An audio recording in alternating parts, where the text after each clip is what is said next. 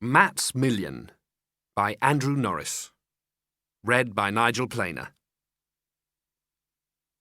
Chapter 1. The Cheque. This is the story of a boy who became a millionaire overnight. Well, not exactly overnight, more over breakfast, really, but it happened very suddenly. And if you've ever wondered what it would be like to have £1 million or so to spend on whatever you wanted, then you might like to know what happened to him. His name was Matthew Collins, though most people called him Matt. He was 11 years old, and he lived with his mother at number 27 Calmore Road in Chesterfield, which is a town roughly halfway between Sheffield and Nottingham. The money arrived in the post on the last Monday of the Easter holidays.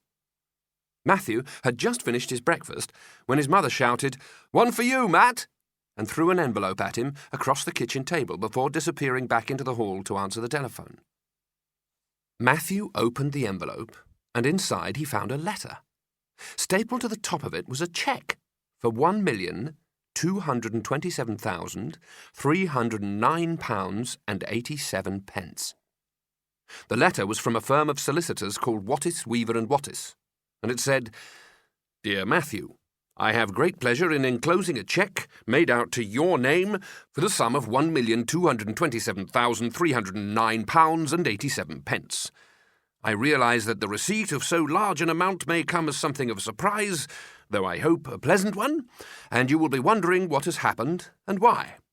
However, the matter is somewhat complicated, and perhaps the best thing would be if you and your mother would be kind enough to call into my office at your earliest convenience so that I can explain. Yours sincerely, J. Wattis." "Christine's ill again." Matt's mother had come in from the hall and was putting on a coat. "I'll have to get down and let everyone in." Mrs. Collins worked as the assistant manager of a pram shop, and when the manager was ill, she was the only other person with the keys to open the doors and the cash tills. "You'll see yourself round to Claire's, won't you?" "Mum?" Matt held up his letter to show her. "Not now, love." Mrs. Collins was gathering up her keys and a handbag. "Not unless it's a matter of life and death. I'm going to be late."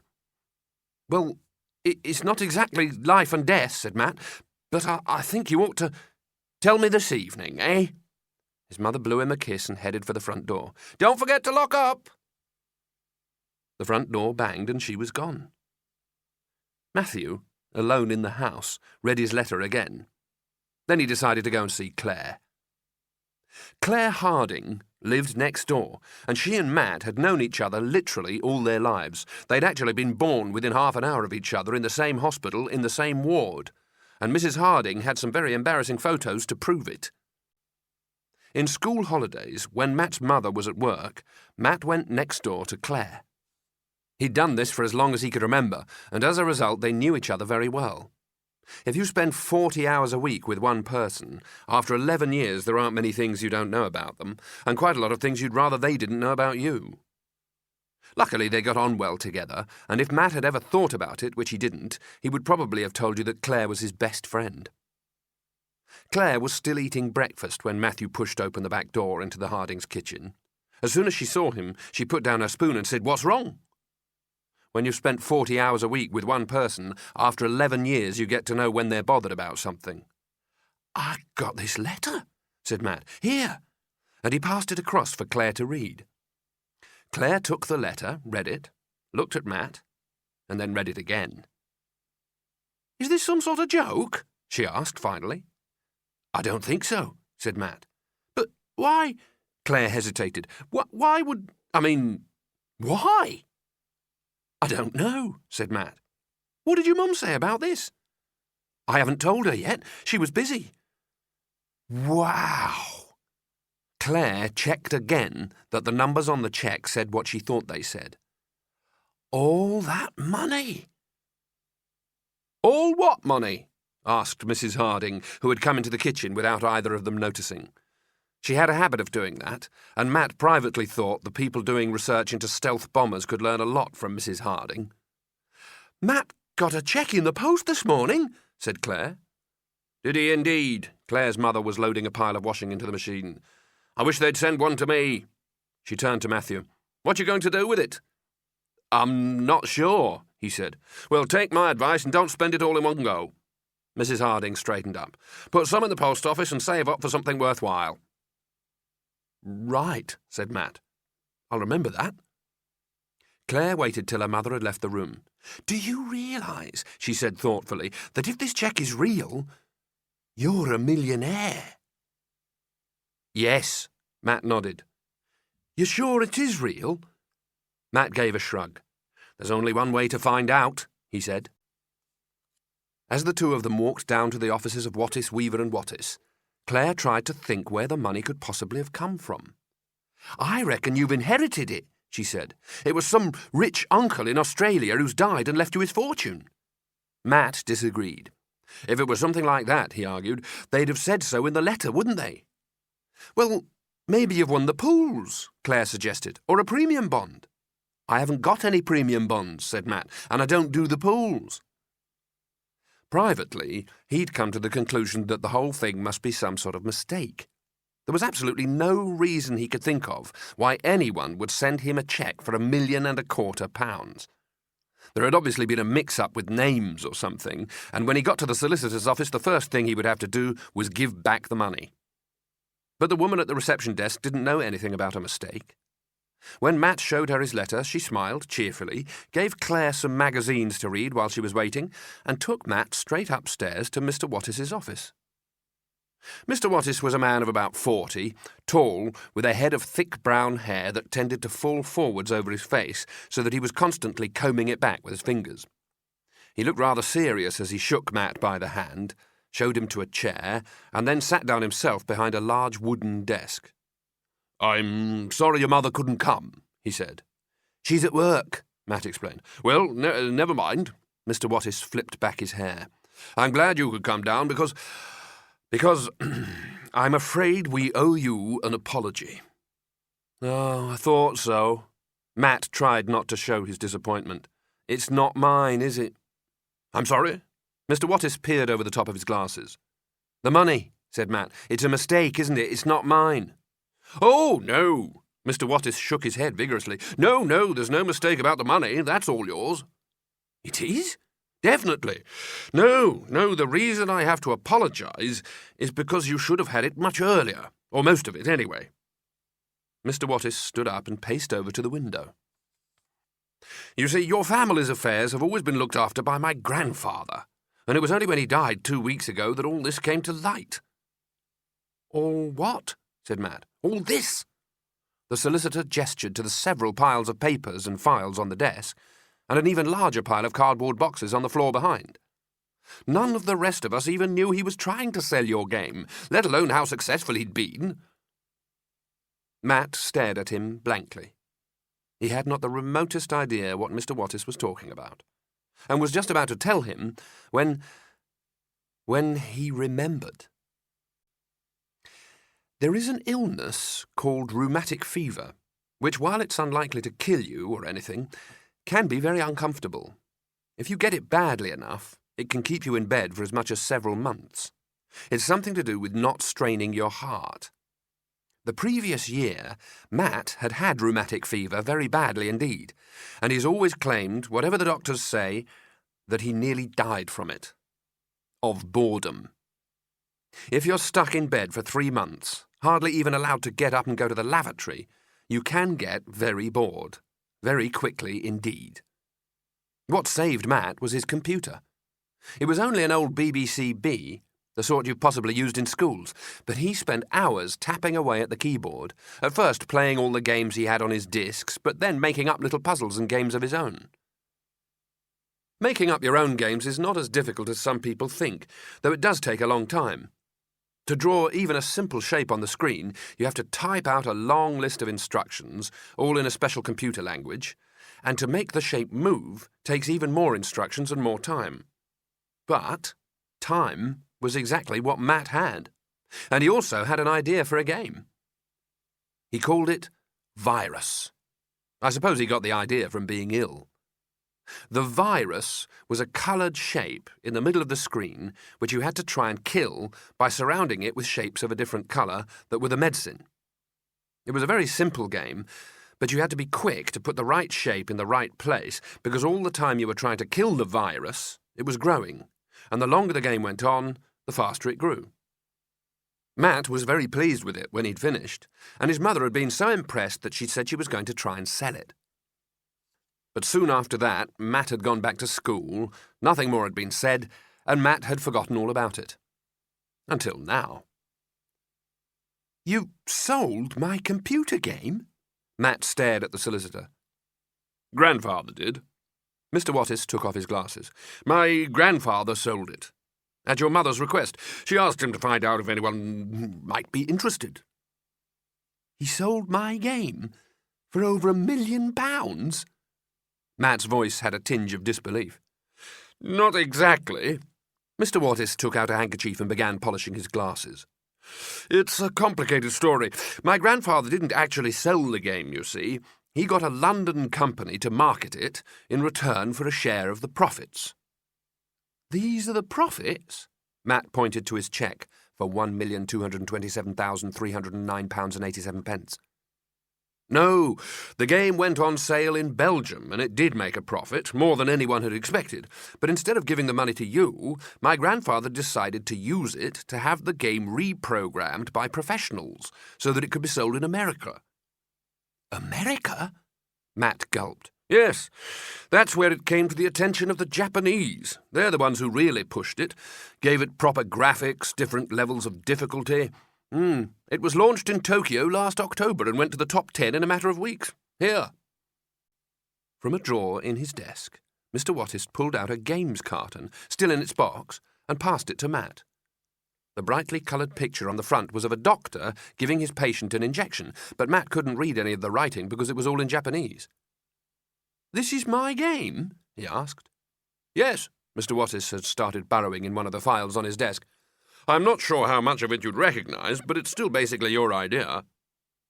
He pushed a piece of paper across the desk towards Matt. "My grandfather negotiated that you get 10% of every sale, and as the game markets at 8,000 yen, and it sold over 300,000 copies, that's, these are the rough figures." Matt stared at the numbers on the piece of paper in front of him, but found it very hard to focus. "I've got a letter as well from a Mr. Kawamura." The solicitor was still talking. "He's the head of the Japanese games company, and he asks if you've got any other ideas, and whether—" Mr. Wattis stopped. He could see Matt wasn't really listening.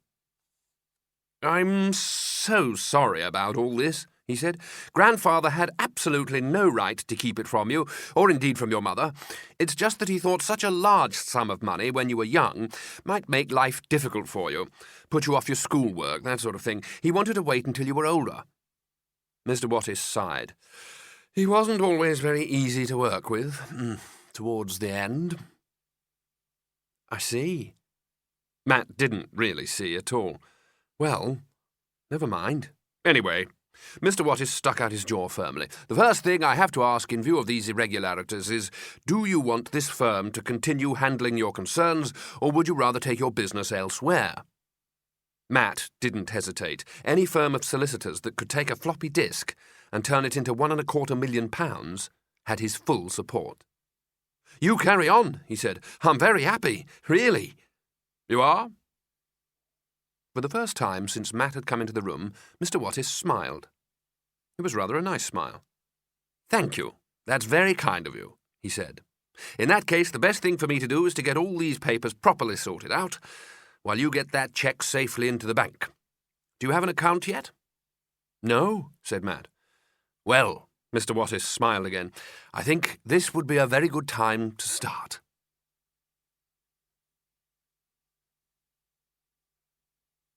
Chapter 2. Opening the Account. When Matt came out of Mr. Wattis's office, Claire was waiting for him in the reception. She wasn't quite sure from the dazed look on his face whether the news was good or bad. "Well?" she asked. Matt nodded. "It's real," he said. "All of it?" Claire stared at him. "The whole lot? It's all yours?" Matt nodded again. "So where did it come from?" Outside on the pavement, as the two of them started walking towards the town centre, Matt told Claire the whole story, as Mr. Wattis had told it to him. "Wow," she breathed when he'd finished. So what are you going to do with it? I haven't really thought. Matt pulled the cheque from his pocket. I have to put it in a bank first. Which bank? Mr. Wattis said it doesn't matter. There's 4 in the high street. We can choose any one we like. They chose the biggest one in the end, partly because Claire liked the pillars on the front and partly because Matt thought it would have the best security system. They pushed open the swing doors, looked briefly round and walked over to the desk marked Inquiries. The woman behind the counter wore a smart green suit with a badge on the lapel of her jacket that said Miss Janet Trollope. Good morning. Her voice was brisk and efficient. What can I do for you two? He'd like to open a bank account, Claire pointed to Matt. Well, he's come to the right place, the woman smiled briefly. How old are you? 11, said Matt. Right. She took a couple of forms from a shelf under her desk. In that case, you'll want our Young Savers account. These are the details. She passed one of the forms to Matt. How much money were you planning to put in? I haven't got any money exactly, Matt explained. Just this cheque, if that's all right. He held it out. I think we could probably cope. Miss Trollope took the cheque. Though you'll have to remember that...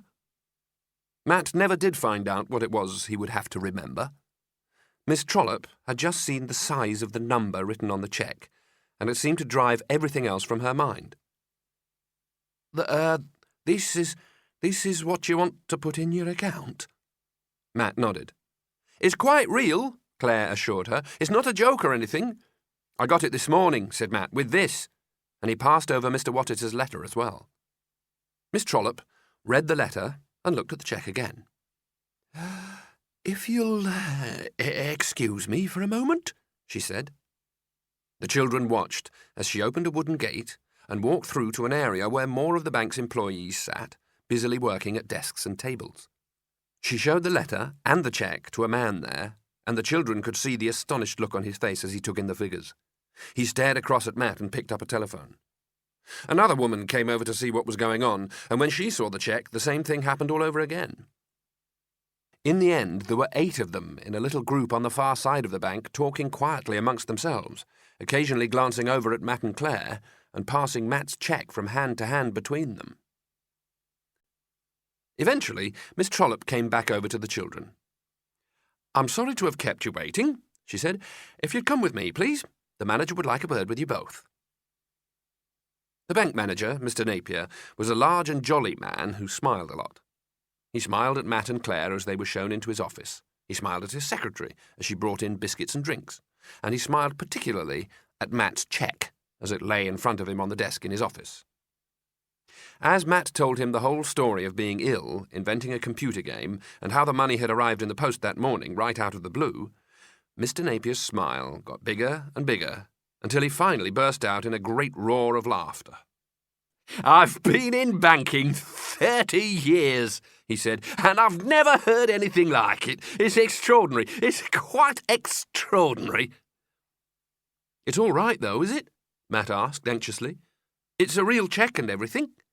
Oh, yes, 100%, Mr. Napier assured him. We've been making all sorts of phone calls, and it's all confirmed. He gave another laugh. It's extraordinary. It's quite extraordinary. Does that mean he can have the money now? Asked Claire. Mr. Napier pressed his fingers together and leaned forward. I'm afraid it's not quite as simple as that. We're hurrying through the paperwork as fast as we can, but we won't have the authorization to dispense cash until tomorrow. He looked anxiously at Matt. Is that all right? Fine, said Matt. No problem. If there's any urgent requirement, I'm sure we could make an advance. No, Matt shook his head. Tomorrow will be fine. Good. Mr. Napier was smiling again. Well, you get your parents to sign that form, then we can give you your chequebook and cash card and then can he have the money? Said Claire. Absolutely. Mr. Napier slapped his hand down on the desk. As much as he wants. Shall we say 10 o'clock tomorrow morning? The children nodded. In that case, Mr. Napier stood up. Unless there's anything else? Well, there was one thing, said Matt. Mr. Napier sat down again. Yes? If it was possible, I was wondering if I could see the money. See it? Yes, said Matt. You know, in a pile. I'd just like to look at it before you put it away. This is not one of the services that bank managers usually provide for their clients, but Matt was not a usual customer, and Mr. Napier was shrewd enough to realise this. "I'll see what we can do," he said, scribbling a note on his jotter. "I can't promise anything by tomorrow, but we'll try." As he escorted them back to the main doors, he asked Matt what his parents thought about it all. "I've only got a mum," Matt said, "and I haven't told her yet." "You haven't told her?" Mr. Napier gave another of his booming laughs. "My word! She's in for quite a surprise, isn't she?" "Yes," said Matt. "I suppose she is." When Mrs. Collins came home from work at 5:45 that evening, Matt obviously intended to tell her about the cheque and everything that had happened that day at the solicitor's office and the bank. But he didn't. He meant to, there was no question of that, and as soon as she came in the door and took her coat off, he showed her the form Mr. Napier had given him for her to sign. "What's this?" she asked. "It's so that I can open a bank account," Matt said casually. "A bank account?" Mrs. Collins looked doubtful. "You haven't got any money, have you?" "Well, some," said Matt, and he was about to explain that he did, in fact, have £1,227,309.87, when he found the words didn't come out.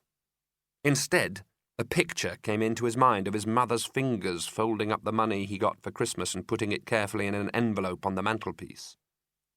Matt had 4 aunts who sent him money every Christmas, but, and this may have happened to you sometimes, his mother had never allowed him to keep more than £10 of it. It was the same every year. She would take the money, sort through the notes, give Matt £10 and say, "I'll put the rest into savings for you, shall I?" The fact that Matt would rather have spent the money than have it put into savings never made any difference. His mother said saving was a good preparation for life, and that one day it would mean he could afford something worthwhile.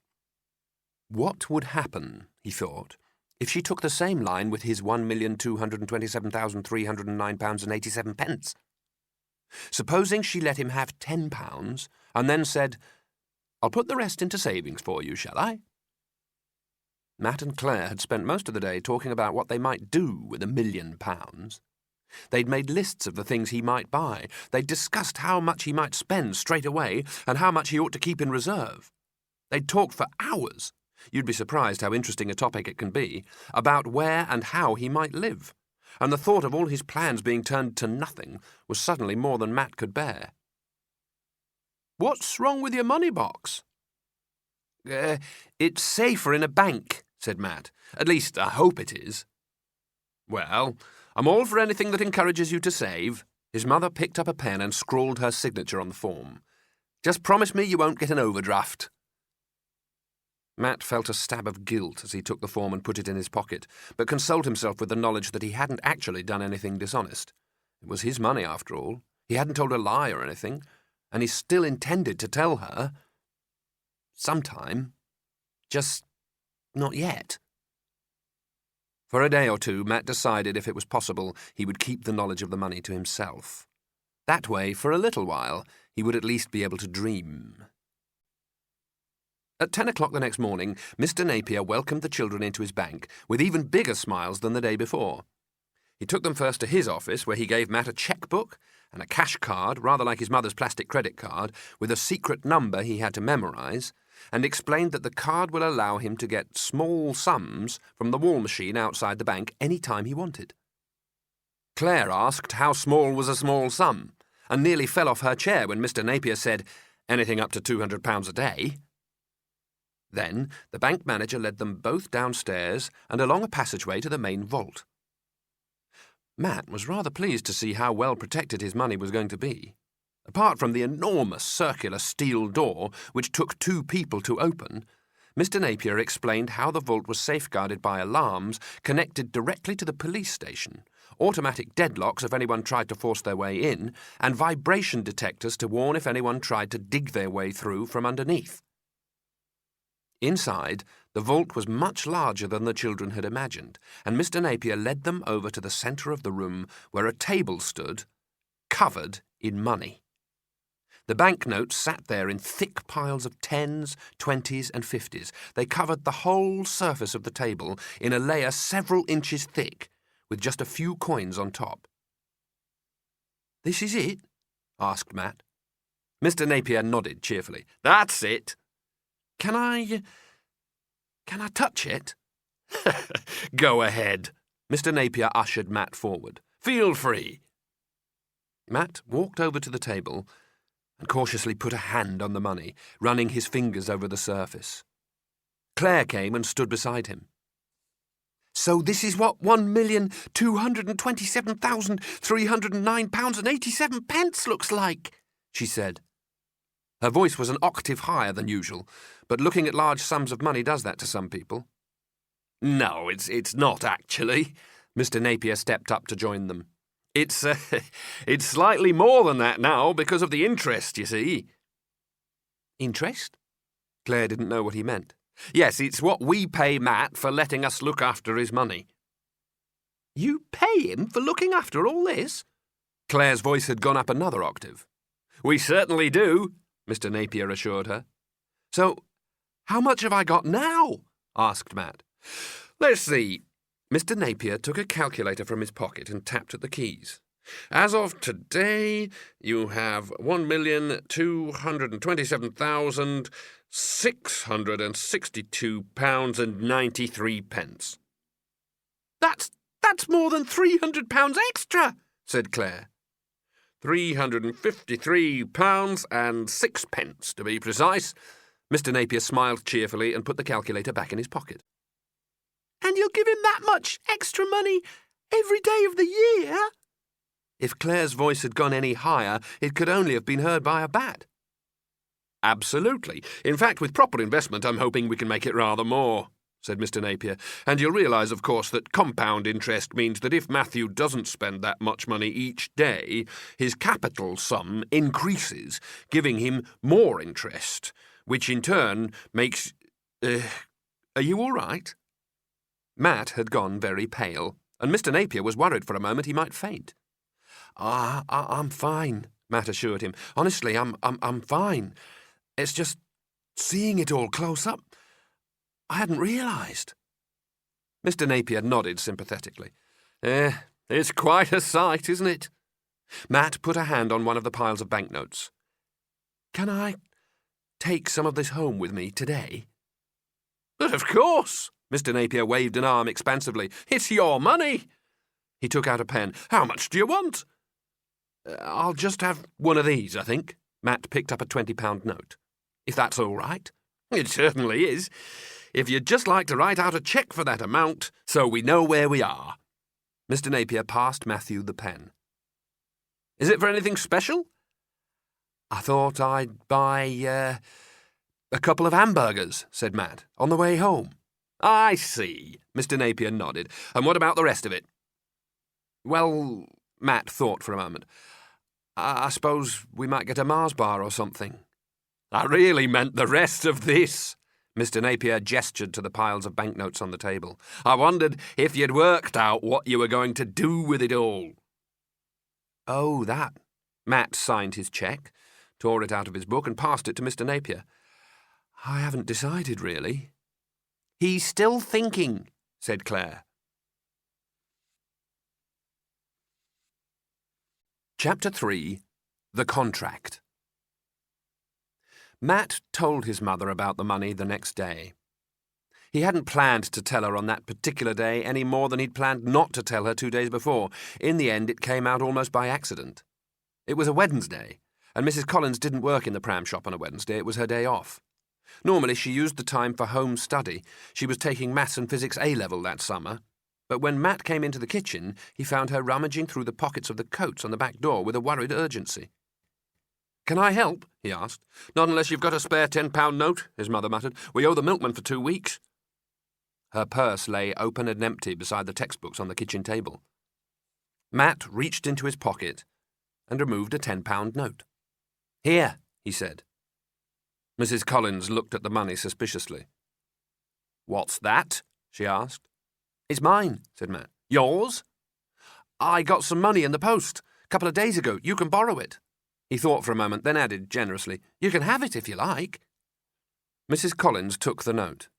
"You got money in the post?" "Yes." "How much money?" Matt took a deep breath. Now seemed as good a time as any. £1,227,309.87, he said. "I've been meaning to tell you." There was a long silence, which was eventually broken by the voice of the milkman calling from the front door. "I'll come back tomorrow if you'd rather, Mrs. Collins." "Thank you, Jimmy," she called back to him, "if you wouldn't mind." Matt heard the sound of the front door closing. His mother still hadn't moved from where she was standing. "How much did you say?" she asked. Matt told her. "Though, actually, it's more than that now," he added, "because of the interest. It goes up each day, you see, so today it'll be worth £1,228,016.07. Well, not quite that much, because I have to take off the £20 I got out yesterday, so that's..." He stopped. It was clear his mother wasn't listening. She was just holding the £10 note as if in a daze. "I got a letter with the money," he said, helpfully, "if you'd like to read it." His mother looked up, but still didn't say anything. "I'll get you the letter," said Matt.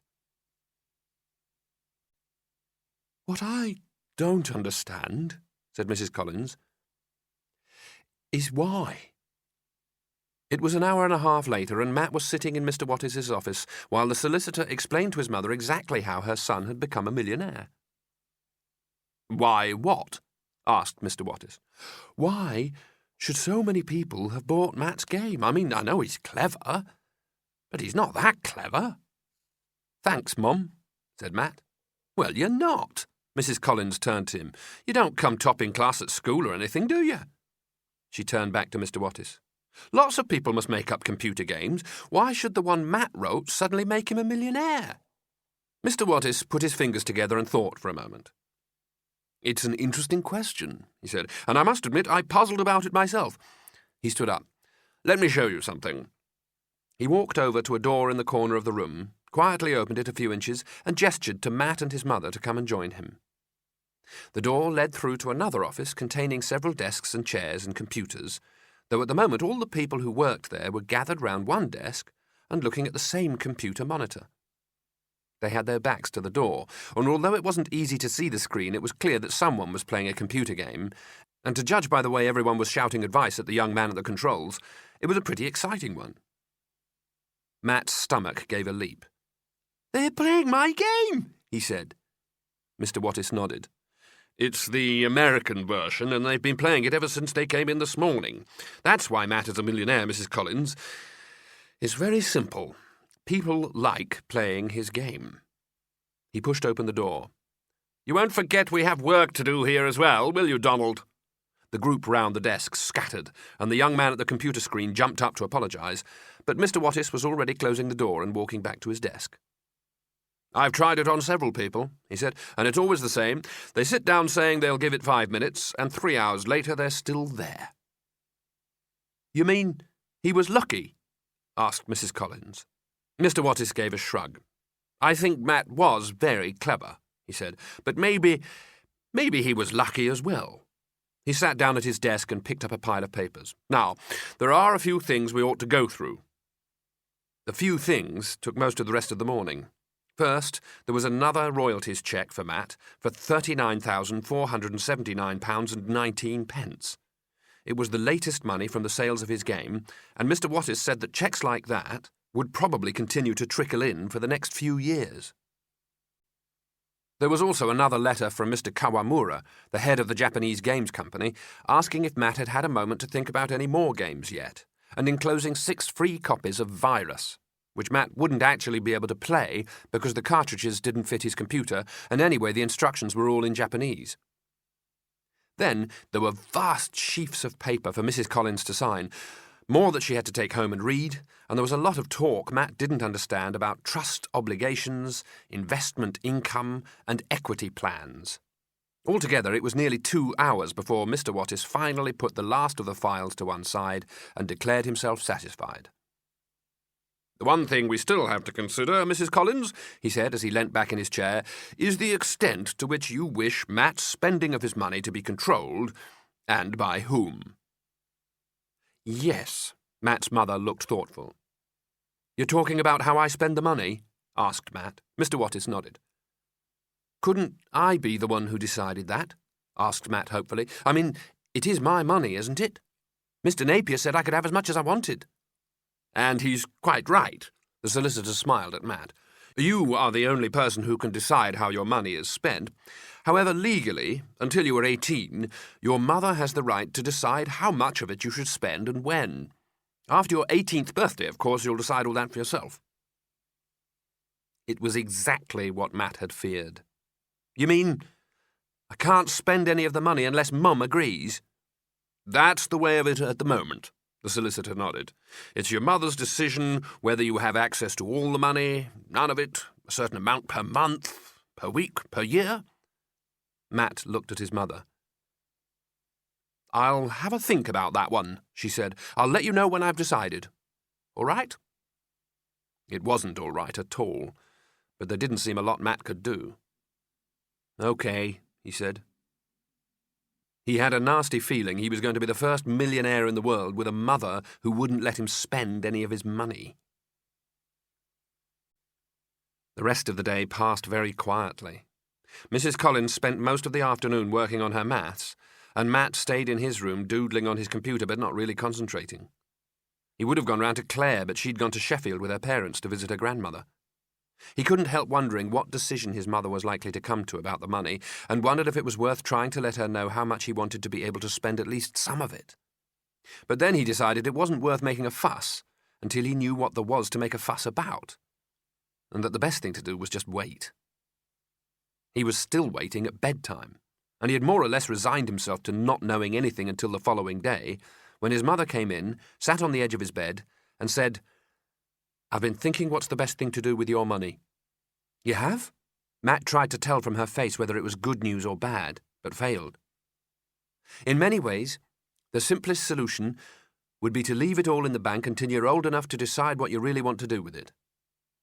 Oh, Matt's heart sank. In fact, if it was a few hundred or a few thousand even, I'd probably insist that's what you did. But when it's over $1 million, it's different.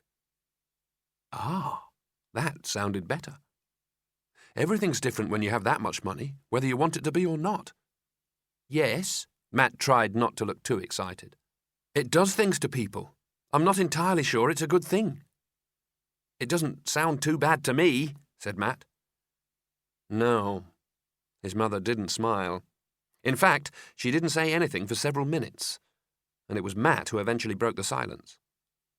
So, how much do you think I should have? He asked. I don't know. Mrs. Collins stared at her fingernails. I suppose the obvious thing is to give you some sort of an allowance. But how much? What would be fair? Well, Matt was wondering how high a figure he dare put forward, but his mother was still talking. The point is, you see, that whatever I suggest, the time will probably come when you'll want more, and I'll disagree, and then we'll quarrel about it, and that's what I don't want. I don't want us to quarrel, especially not about money. Matt said nothing. And it is your money, after all. His mother seemed to be thinking aloud. You earned it. In a way, you ought to be allowed to do whatever you want with it. Matt held his breath. My only worry is that you'll just fritter it away, and then when you're 18, you'll turn round and blame me for letting you waste it. I won't blame you, Matt said quickly. I promise I won't blame you. So, I thought of a compromise. His mother looked at him. The golden rule with large sums of money is not to spend your capital, and that's the rule I want you to follow. Capital? Asked Matt. The money you earned, his mother explained. All the money you have in the bank, I want you to promise not to spend any of it, all right? None of it? Some of the horror must have shown on Matt's face, but his mother didn't seem to notice. What you do with the interest is your own affair, Mrs. Collins went on. You can spend what you like of that, but I want you to promise me not to touch any of the capital without asking Mr. Wattis first and getting him to agree that it's sensible. She hesitated. Matt was staring at her with his jaw hanging open. "You do know what interest is?" she asked. Matt nodded. He knew what interest was. He was just wondering if his mother knew how much it was. "I get to spend the interest?" "But you promise not to touch the capital. And there's one thing more," his mother paused. "I don't want you to tell anyone." "Not tell anyone?" His mother nodded. "When you go to school tomorrow, you don't say anything. Tell Claire it has to be a secret. Believe me, you don't want to make yourself different from everyone else." She held out a hand. "Is it a deal?" Matt thought about it. He'd been rather looking forward to telling his friends about becoming a millionaire. It's the sort of news one likes to share. But in return for £350 a day pocket money... He took his mother's hand and shook it. "It's a deal." "Good," Mrs. Collins smiled. "I'm glad that's settled. You want the light out now?" "Not just yet," said Matt. "There's a couple of things I have to sort out." "All right, but don't stay up too long." His mother kissed him and patted his arm. "I'll see you in the morning." When his mother had gone, Matt got out of bed, found some pencil and paper, and took them over to the little desk in the corner of his room. Sitting down, he carefully wrote out the amount of money he had received in his first cheque from Mr. Wattis. Underneath that, the value of the new cheque he had been given that day, and under that, the value of 2 days' interest. He added the 3 figures together, subtracted the £20 he had already taken from his account, double-checked for any mistakes, and stared for a moment at the final total in dizzy satisfaction. Then he picked up a felt pen and wrote on a memory board attached to the wall above his desk, "Total money, £1,267,475.29. Money to spend, £686.12. Satisfied, he climbed back into bed and turned out the light. In the darkness, he could no longer see the board and its numbers, but it didn't matter. Even with his eyes closed, Matt found the figures shone out across the horizon of his mind, as if written in characters of fire. Chapter 4. Wheeling and Dealing.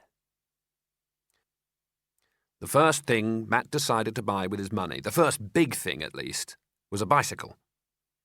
He was at school Thursday and Friday, but straight after breakfast on Saturday morning, he and Claire headed off for town. They were standing outside the cycle shop as it opened just after 9 o'clock. Bradley's Bicycles was not a large shop, but it made up for this by being crammed with so many machines it was difficult to walk around inside. Mr. Bradley, the owner, a big man with receding ginger hair, had just started putting some of the bikes outside on display when he noticed the 2 children waiting for him on the pavement. "Good morning," said Matt. "I'd like to buy a bike." "Oh, yes," said Mr. Bradley. He was running slightly late, and there were a lot of bikes to move.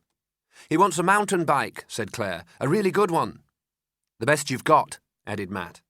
Mr. Bradley grunted. "I expect you would, son." He heaved a racing bike onto the stand and locked it into place. "You know how much they cost?" "He's got lots of money," said Claire. "You don't have to worry about that." "Oh, good." Wiping the sweat from his forehead with the back of his hand, Mr. Bradley paused before picking up the next bicycle. "Look, kids, I'm a bit busy at the moment. How about you come back later with your parents?" "My mum's at work." Matt pulled his chequebook from his pocket. "But I've got this. And this is the phone number of the bank if you want to ring them and check." Mr. Bradley stared at the chequebook, and the card, which had Mr. Napier's phone number printed on it. You got a bank account?" "If you ask to talk to the manager," Matt explained, "I think you'll find it's all in order."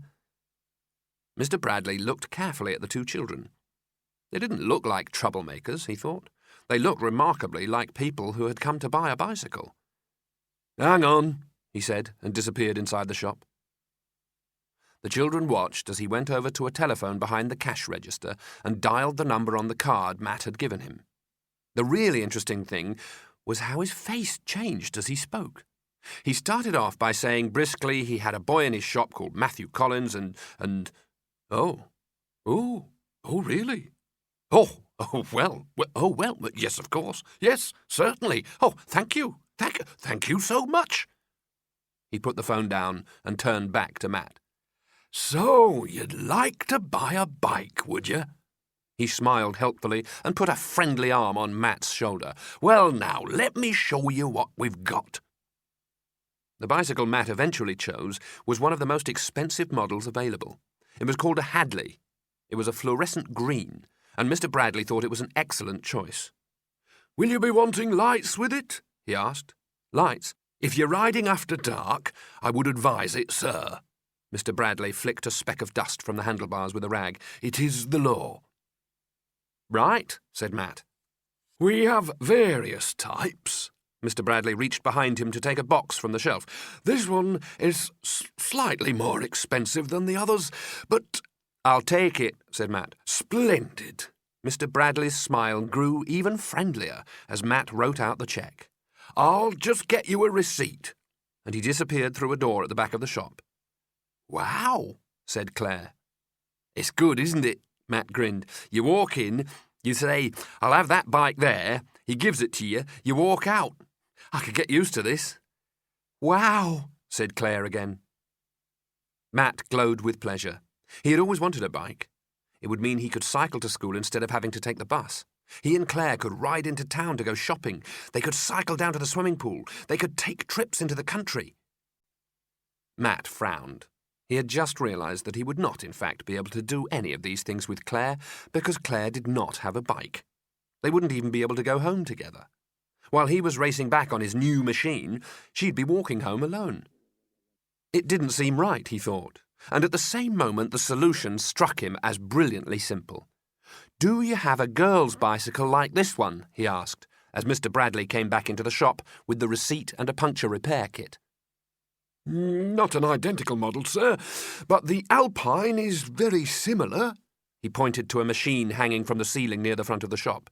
"You'd like to have a look?" "If you wouldn't mind." "Matt?" Claire's voice was a little uncertain as Mr. Bradley went off to unhook the bike from its rack. "Nothing to worry about," Matt assured her, leaning confidently against the counter. "Way! Look at that, not bad, eh?" Claire looked at the bike Mr. Bradley was wheeling towards them. It was fabulous, a dream of shining chrome and red enamel. "It's wonderful, Matt, but—" "We'll take it," said Matt. "It's a pleasure to do business with you, sir." Mr. Bradley rubbed his hands. "I'll go and get the manual." He paused at the door. "You'd like lights with this one as well?" "Matt?" Claire tugged at his sleeve. "Definitely lights," said Matt expansively. "My friend here is very law-abiding." "Matt!" Claire's voice was sharper and more insistent. "Matt, if that bike's for me—" "Of course it's for you, don't worry," he added reassuringly. "I'm paying for it." Claire stared at him. Her cheeks had gone white, but there were little points of red in the middle. Matt knew from years of experience that white cheeks with red spots meant something was wrong. "You do want a bike, don't you?" he asked. "Of course I want one," Claire hissed. "But you can't just buy it for me." "Yes, I can," Matt grinned. But Claire did not smile back. You fool!" She sounded dreadfully angry. "You don't understand anything, do you?" And to Matt's complete astonishment, she turned on her heel and walked right out of the shop. He was still staring after her in blank amazement when Mr. Bradley came bustling out of the back with the handbook and another set of lights. "Here we are, then. I've thrown in a free repair kit with each machine. All right?" "What?" Matt didn't seem to have heard. "Repair kits." Mr. Bradley held them up. "In case of puncture, with the compliments of the management." "Oh," said Matt. "So if I could just have another cheque for, "Look, sorry," Matt interrupted him, "but it'll have to wait." "Wait?"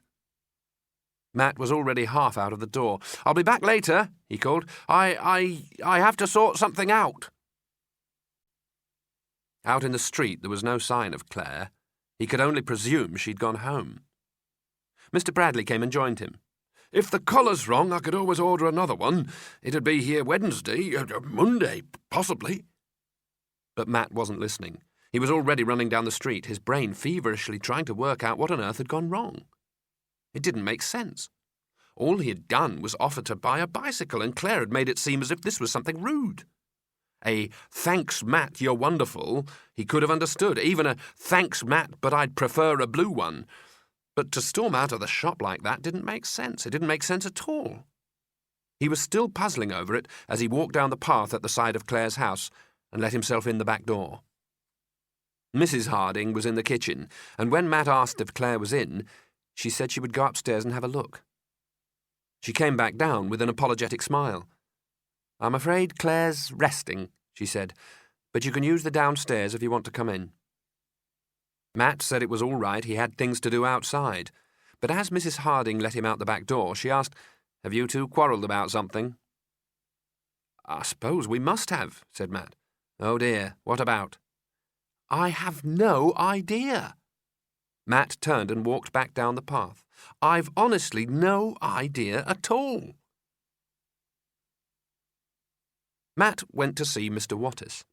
His first thought was to go and see his mother, but Saturday was one of her busiest days in the pram shop, and he needed to talk to someone who would have time to listen.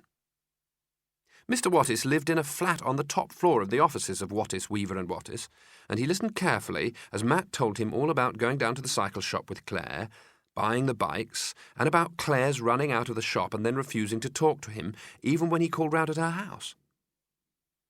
"Yes. Well, I think it's clear what's happened," he said, when Matt had finished. "I'm glad it is to someone," said Matt, "because it certainly isn't to me." Mr. Wattis sipped thoughtfully at his coffee. "I'm afraid you've upset her." "How?" Matt spread his arms. "All I did was try and buy her a bike." The lawyer chuckled. "You can't go round doing things like that, you know." "Why not?" "Because because you can't." Mr. Wattis put down his cup. "Look, try and imagine the situation in reverse. What would you think of someone, a friend at school, say, if they suddenly bought you a colour television?" "I think it was very kind of them," said Matt. "You wouldn't feel it was wrong, somehow?" "No," Matt frowned. "Why should I?" "Because," Mr. Wattis searched for the right words, "look, I'm sorry if you don't see it, but you'll just have to take my word for it." He flipped the hair back from his forehead. "When you buy expensive things for other people, it can make them feel you're trying to buy them. Believe me, that's why Claire is upset. And my advice is to go straight round and apologise." "Apologise? For trying to be nice to someone?" Matt felt distinctly aggrieved. "Honestly, what's the point of having money if you can't spend it on other people occasionally? I wanted Claire to have a bike so we could go cycling together. She's my friend. She helped me write the game in the first place. I just wanted to say thank you." Mr. Wattis looked up. "She helped you with the game?" "With the graphics," said Matt. "She did some of the artwork." "How much exactly?" Mr. Wattis picked up a notepad. "Well, she came round most weekends when I was ill, and why do you want to know?" "Well, if she contributed to the success of the game, then you might feel she was entitled to some reward for her work." Mr. Wattis hesitated. "You're not obliged to pay her anything, of course, only if you want to, but it did occur to me that it might be a solution to your dilemma." "Give her money?" Mr. Wattis nodded. "That wouldn't make her angry again?" asked Matt. "That would be a straight business deal," said the solicitor. "Quite different." "But it will give her enough money to buy a bike?" asked Matt. "Let's do our sums and find out, shall we?" said Mr. Wattis, and took out his pen. "I got this letter," said Claire. She was standing on the front doorstep, and it was the first time she'd spoken to Matt in 4 days. "From your solicitor," she went on. "It says, 'The undersigned Matthew Collins herewith encloses an ex gratia payment to Claire Harding of 1/4% of his earnings from the game Virus in respect of her contribution to the said game.'" "It was Mr. Wattis's idea," said Matt. "If you're upset again, you can sort it out with him." Claire looked at him. "It's an awful lot of money, Matt," she said. And she was right. 1/4% may not sound very much, but if you want to know exactly how much it is, try multiplying £1,227,309.27 by 0.0025 on your calculator, and then imagine someone's just put that much money in your savings account. "It was all done very fairly," said Matt. "Mr. Wattis worked it all out." "Thanks," said Claire. She stepped forward, and Matt thought for a minute she was going to hug him, but then she changed her mind and punched him on the arm instead. "You want to come and help me buy a bike?" "OK," said Matt. Since then, Matt and Claire must have clocked up hundreds of miles on their bicycles. At one time or another, they have travelled over most of Derbyshire, and Matt still reckons it was one of the best things he ever bought. However, if he's completely honest, Matt would admit that he is still a bit puzzled at the way Claire behaved. He says that one day he's going to write a book of handy hints for people in his position, boys who become millionaires overnight. And top of the list of advice he's going to give will be, never buy a bicycle for your friend without asking them first.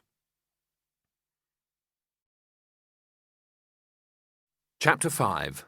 Purchasing Power. The last thing Matt did each night before he went to sleep was change the numbers on the chart above his desk. He bought a new felt pen and a smarter memory board, but the principle remained the same. On the top line, he wrote the figure for the total amount of money he had in the bank, and underneath it, he put the figure of how much he was allowed to spend. It wasn't always easy to work out either number. Mr. Napier had started investing some of Matt's money in what he called gilt edge and blue chip, because he said they would give a higher return, so he was earning more interest on some parts of his money than on others. His calculations meant looking up figures in newspapers and frequent phone calls to the bank, but Matt thought it was worth it. There was something very reassuring and solid about the numbers when they were up on the wall. In a way, it made the money more real. It was odd, he often thought, that having a lot of money, not spending it, but just having it, should give pleasure like that, but it did. It pleased Matt whenever he thought about it, and in the early days that was quite a lot of the time. Spending the money was fun as well, of course. It was fun to ring up the local newsagents and ask them to deliver 5 comics every week, and half a dozen computer magazines. It was fun to buy sweets whenever you felt like it, or to stop off on the way home from school and pick up a Coke and a hamburger. But in some ways, the nicest thing of all was that however much he did all this, both the numbers on his bedroom wall seemed to get larger and larger all the time. £350 a day, Matt learnt, is hardly dented if all you're doing is buying comics and sweets. 4 days after he'd bought the bicycle, the total figure on Matt's wall was £1,285,968.43, while the interest he was allowed to spend was £1,693.50. 2 weeks later, the total had risen to £1,309,473.28. There had been a cheque for sales in Malaysia, along with another very nice letter from Mr. Kawamura, while the money he was allowed to spend had almost reached £5,000. And that wasn't counting the £43.70 he had in his jacket, or the £300 in £20 notes he kept in his money box as a safety reserve. It was time, Matt decided, to buy something a little more expensive than a Beano or another can of drink. And when Claire asked him what he had in mind, he told her he was going to get a computer. He had discussed it all with his mother. What he wanted, he told her, was not a computer with a keyboard like his old BBC, but one of the new games machines, and the games to go with it, of course. There were, however, several different types on the market, and he wasn't sure which one to buy. Mrs. Collins was not much help. She looked through the various catalogues with bemused eyes for a large part of the evening, before eventually throwing them down on the kitchen table and telling Matt it was his money and he'd have to decide for himself. Matt had still not made a final decision when the next Tuesday, which was a Baker Day, so there was no school, he caught the early bus to Nottingham. He had his chequebook, along with a bank card he'd recently been given by Mr. Napier. Claire, who had volunteered to come with him, had a large bag of crisps and 2 apples provided by Mrs. Harding. They went to a large department store in the centre of Nottingham called Dummer's, which has an excellent electronics department and a very wide range of computer games. They were served by a thin, elderly woman who reminded Claire of her granny, but who was very knowledgeable about computer games, and, to judge by the way her fingers flashed over the control pads, spent a great deal of her time playing them. Her name was Miss Macpherson, and she outlined the advantages and disadvantages of the 3 main types of console. The new CD player had the best graphics, but not many games, as it was only just out. The handheld was the most convenient, but unfortunately didn't have colour, while the 16-bit had the most games but couldn't be carried around. Matt thought through the choices carefully before coming to a decision.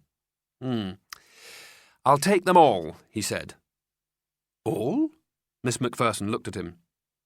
"I think he just means one of each," explained Claire. "And the games, of course," added Matt. "Yes." Miss Macpherson had developed a slight twitch in her right eye. "You mean, one each of the machines or one each of the games?" "Both," said Matt firmly. There was a pause. "That would cost rather a lot of money," Miss Macpherson said eventually. "I was hoping to pay with one of these." Matt produced his bank card. "But I could do a cheque if you'd rather." Miss Macpherson's eyes took in the gold colour of the card Matt had given her. No, I think this will be okay. I just have to make a phone call if that's all right."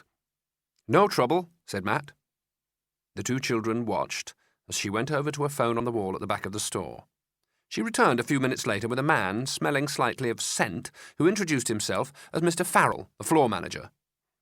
"I gather you want to buy one of everything," he said, and his smile showed all his teeth. "Except the snooker game," said Matt, who had just noticed it on the rack. "I'm not very keen on snooker." "Fine." Mr. Farrell made it sound as if this was the sort of decision he expected from his most intelligent customers. "Absolutely fine." He turned to Miss Macpherson. "If you gather up one of everything, Agnes, and wrap them up for Mr. Collins here, but not the snooker. He doesn't want the snooker." As Miss Macpherson set to work, he turned back to the children. "That'll just take a few moments. Now, was there anything else you wanted while you were here?" "Well," Matt thought for a moment, "I had been thinking of buying one of those." He pointed to the bank of television sets that lined the far wall of the department. He had just realised that a television of his own might be rather useful.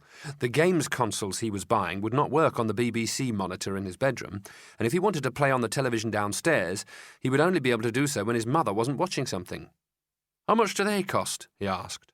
Mr. Farrell explained how much they cost. It seemed very reasonable, and the one Matt eventually bought was on special offer with a video, so he bought one of those as well.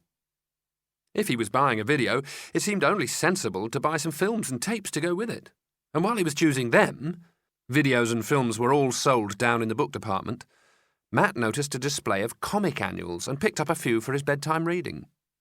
He also bought a couple of books on computers and a book of tips and codes that would help in playing the games, and when the woman in charge of the book department showed him some paperback novels that she said were very popular and definitely the sort of thing he might enjoy, he decided to buy them as well. It was while they were wrapping the books that Claire pointed out that carrying all this stuff home on the bus wasn't going to be easy.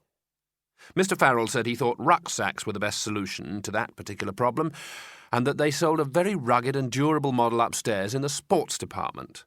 They bought two while they were up there, because it didn't look as if one would be big enough. And then Matt saw they had a special offer on tents. Matt had always wanted a tent, not to go camping in or anything, but just to put up in the garden so you could play in it out of doors. So he bought one, and while he was at it, he bought an exercise bike, 2 tennis rackets, and a baseball set. Looking back on it, Matt realised it would probably have been better if at this point he had just paid for what he'd already bought and gone home. But frankly, he was enjoying himself so much the thought never even occurred to him.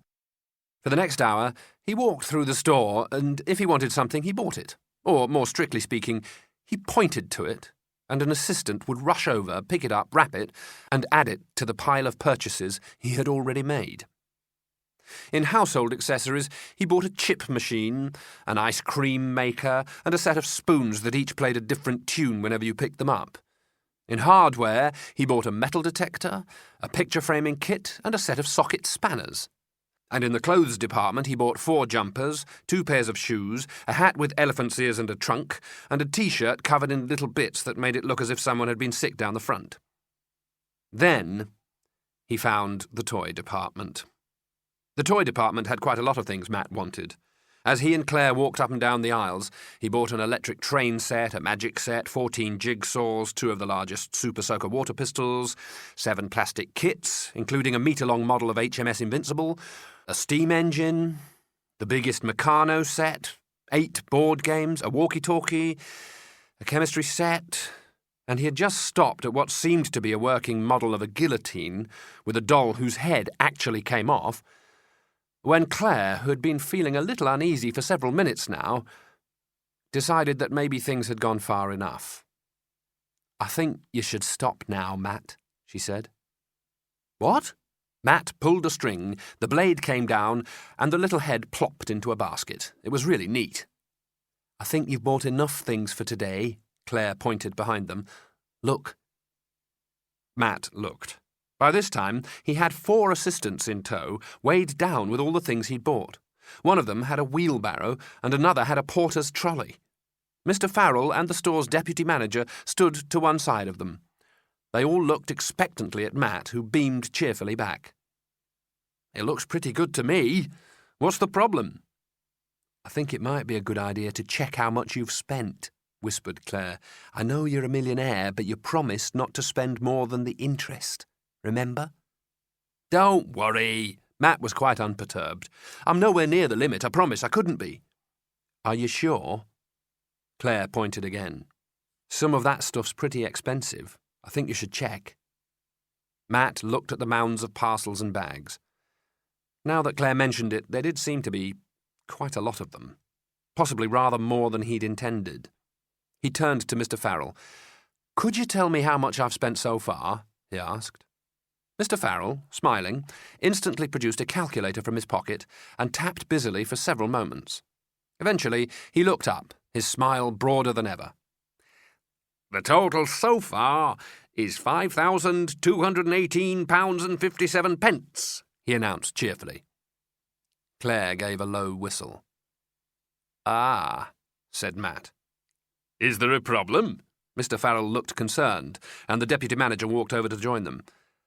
"I'm not sure." Matt was trying to do some calculations in his head. He knew how much interest his money had earned by last night, and if he added the money for today, that would be... "It's no good," he said. "I need a calculator." Mr. Farrell passed over the one he was holding. "Thank you." Matt looked at it admiringly. It was rather a smart calculator, with nice chunky buttons. "Are these expensive?" he asked. "Only I could do with something like this for my—" "Get on with it, Matt," Claire interrupted. "Everyone's waiting." "Oh, sorry." He bent over the calculator and tapped at the keys. It didn't take him long to arrive at the answer. "Ah," he said. He looked up to find everyone still staring at him. "Oh, dear." "Is something wrong?" Mr. Farrell had stopped smiling for the first time that morning. "I'm afraid I'm going to have to give some of this back." "Give some back?" Mr. Farrell looked nervously at the deputy manager. "Give how much back? Why?"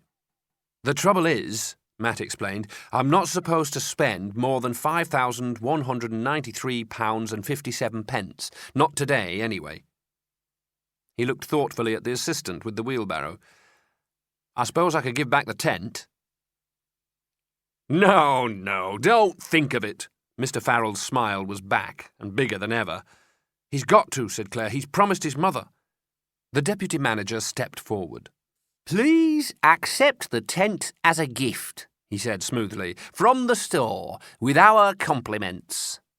"Why?" said Matt. "It's just our way of saying thank you for shopping here." The manager gestured expansively with his arms. "And we hope very much you'll come and shop here again, soon." "Oh, thank you," said Matt. The tent cost over £50, he thought. Seemed a very generous present. When he tried to return the calculator, Mr. Farrell wouldn't hear of that either. No, he protested. "You keep it.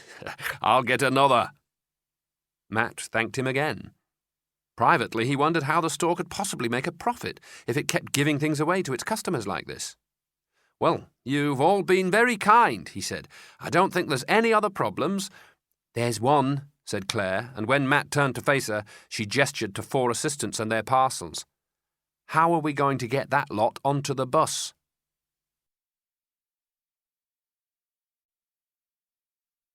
Chapter 6. A Large Deposit. Claire need not have worried. Getting the things Matt had bought home on the bus was not a problem. The deputy manager, as soon as he understood her concern, stepped forward to say that for larger purchases the store offered a delivery service. Everything Matt had bought would be loaded onto a special van and driven round to his house that afternoon, he explained, and if the children didn't mind riding in the cab with the driver, they could have a lift at the same time. Matt was very grateful, and he was even more grateful when Mr. Farrell invited them both to lunch in the staff dining room while their shopping was being taken down to the van.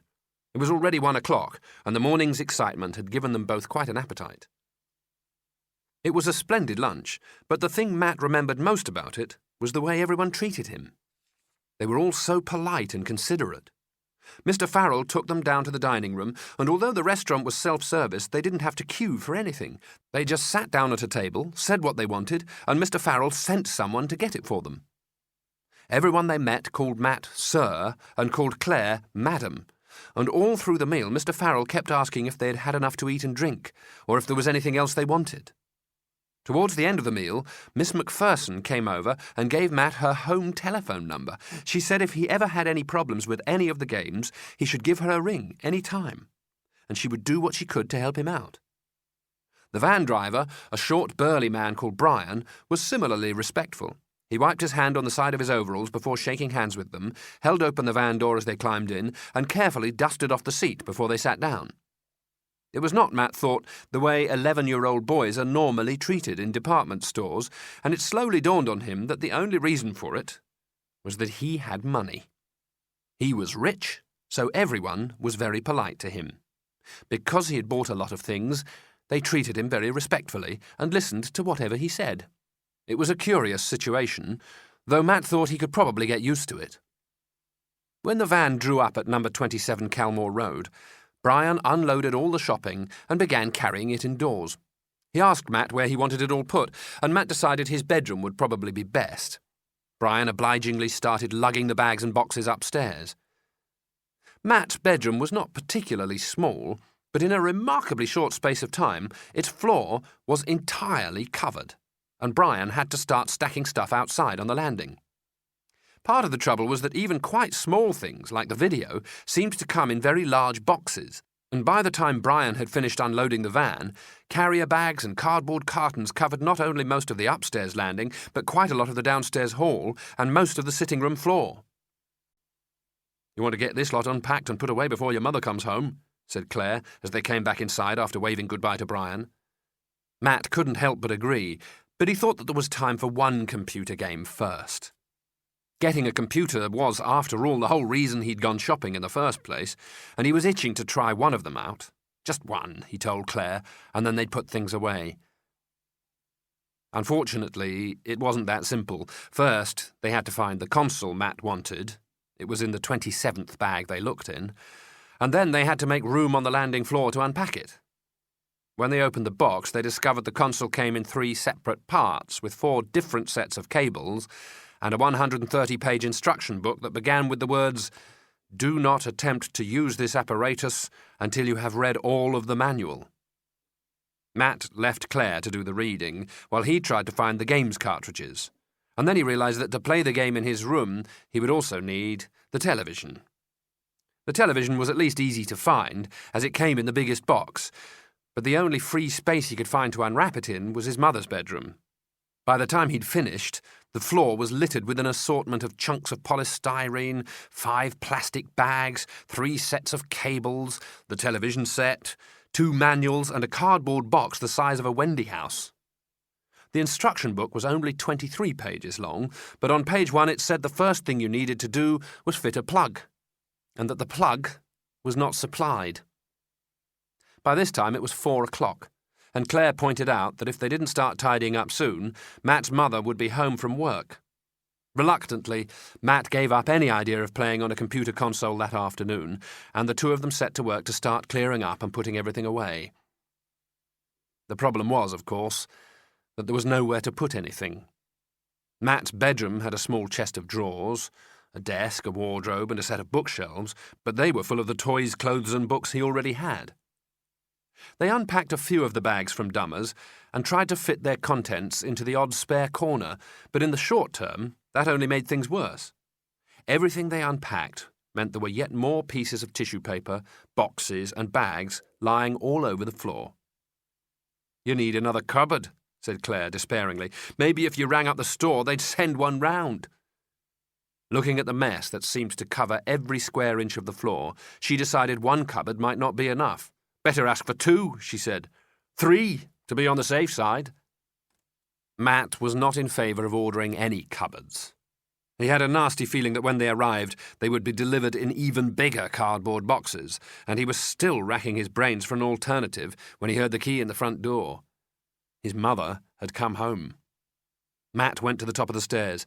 "Hi," he said. "We've been shopping." His mother didn't say anything. She just stared at the bags and boxes that filled the hall and blocked most of the stairs. "He's bought some incredible things," said Claire. "You should see them. It's not just computers. He's got a television, toys." Her voice tailed off. "It's really exciting." "I'm sure it is." Mrs. Collins didn't look very excited. She was still staring fixedly at the mess. "How much did you spend?" she asked, as she picked her way through the debris across the hall. "I didn't go over budget," said Matt. "How much?" repeated Mrs. Collins, as she started up the stairs. "You don't have to worry," said Matt. "I only spent what I'm allowed." "I'm not worrying," Mrs. Collins stood on the landing and surveyed the scene, "except possibly about where any of us are going to sleep tonight." She waded carefully through a pile of discarded boxes and into her bedroom. "I just asked how much it was." Matt had to swallow before he could reply. "About 5,000, he said, in a voice that came out more as a sort of whisper. Fighting her way through the litter on her bedroom floor, Mrs. Collins did not hear him. "What was that?" "About £5,000, Matt repeated, in a slightly louder voice. There was a silence, and Mrs. Collins's face reappeared in the doorway. She stared at Matt. Seconds passed. "Goodness, is that the time?" said Claire. "I'd better get home for my tea." For Matt, a lot of the goodness of the day seemed to drain away in those long seconds as his mother stared at him. It wasn't that he had done anything wrong, he thought. His conscience was perfectly clear. He had, after all, been very careful not to spend any more than he was allowed. But the feeling grew, under his mother's gaze, that this particular shopping expedition had perhaps gone a little further than it should have done. It might have been wiser, looking back on it, not to have bought quite so many things in one day.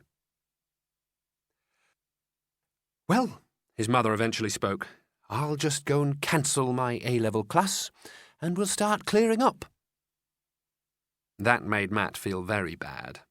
Mrs. Collins had been working for her A-levels for nearly 2 years.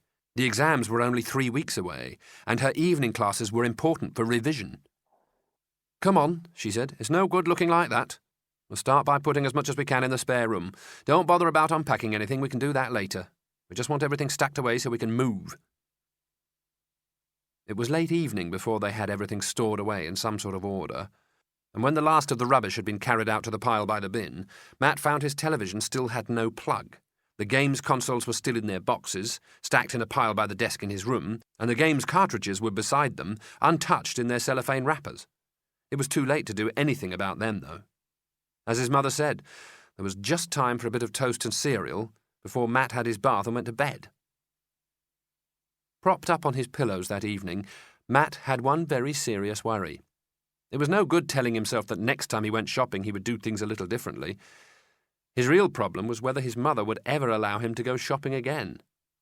Supposing she decided to put an end to their arrangement. Supposing she told him she had changed her mind and that he must limit himself in future to £100 a month. Or 10. When she came in to say good-night, her first words seemed to confirm his worst fears. "I think," she said firmly, as she sat beside him on the bed, "that we shall have to make a couple of rules about your spending money." Matt nodded. It was what he'd expected. "In future, when you get the urge to go out and spend your money, we'll have to set a limit." Ah, well, it had been fun while it lasted. "I think," said Mrs. Collins, "we'll say for a start that if you can't fit it into your room or the spare room, you can't have it, all right? Only I refuse to have the house littered up with van-loads of things you've bought every week. You buy it, it has to fit into your room, okay?" Matt stared at her. "That's it?" he asked. "No, there's one other thing," said Mrs. Collins. I want you to promise that in future you'll try and buy one thing at a time. I know it's tempting to get every computer going, and I know you can afford it, but it's too easy to make mistakes that way. Save it for another day. One thing at a time. Promise?" Matt found he had started to feel rather better. "One thing at a time," he repeated. "I promise." "Good." His mother produced an envelope. "Mr. Wattis gave me this to pass on to you today." Inside the envelope was a cheque for £7,396.54 from the sales of Matt's game in Indonesia. "As long as cheques like that keep arriving," she said, "you don't have too much to worry about." Absent-mindedly, she pushed the hair back from his forehead. "I suppose it's one of the nicest things about being a millionaire. You can afford to make the odd shopping mistake, and it doesn't matter."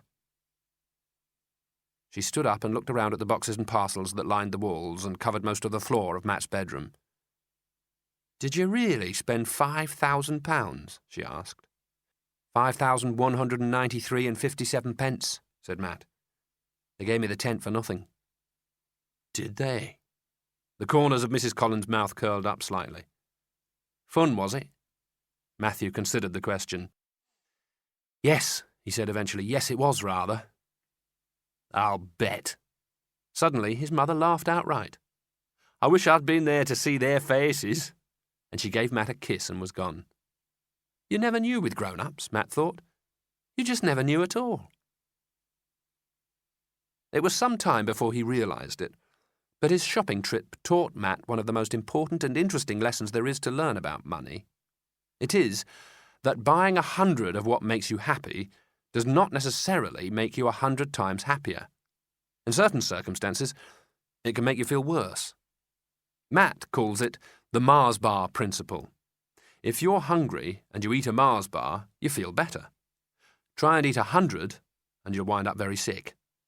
As he turned out the light to go to sleep that night, however, he simply decided that his mother was right and that in future he would buy things one at a time. Next time he wanted anything like a computer game, for instance, he would start with just getting one of them. Mind you, he thought, as he stared at the ceiling, he would only need one of the next thing he was planning to buy. He smiled to himself. He had already decided that the next thing he was going to buy was a Rolls-Royce. Chapter 7. Hire Purchase. Matt had wanted a Rolls-Royce ever since he was 7. It wasn't the comfort of the car that attracted him. It wasn't even the fact that for many people a Rolls-Royce is the finest car that has ever been built. It was because he wanted to arrive in one at school. When he was 7, Matt had read a lot of comics, and his favourite stories had been about a boy called Loads of Dosh, who was so rich that he walked around with wadges of money bulging from his pockets.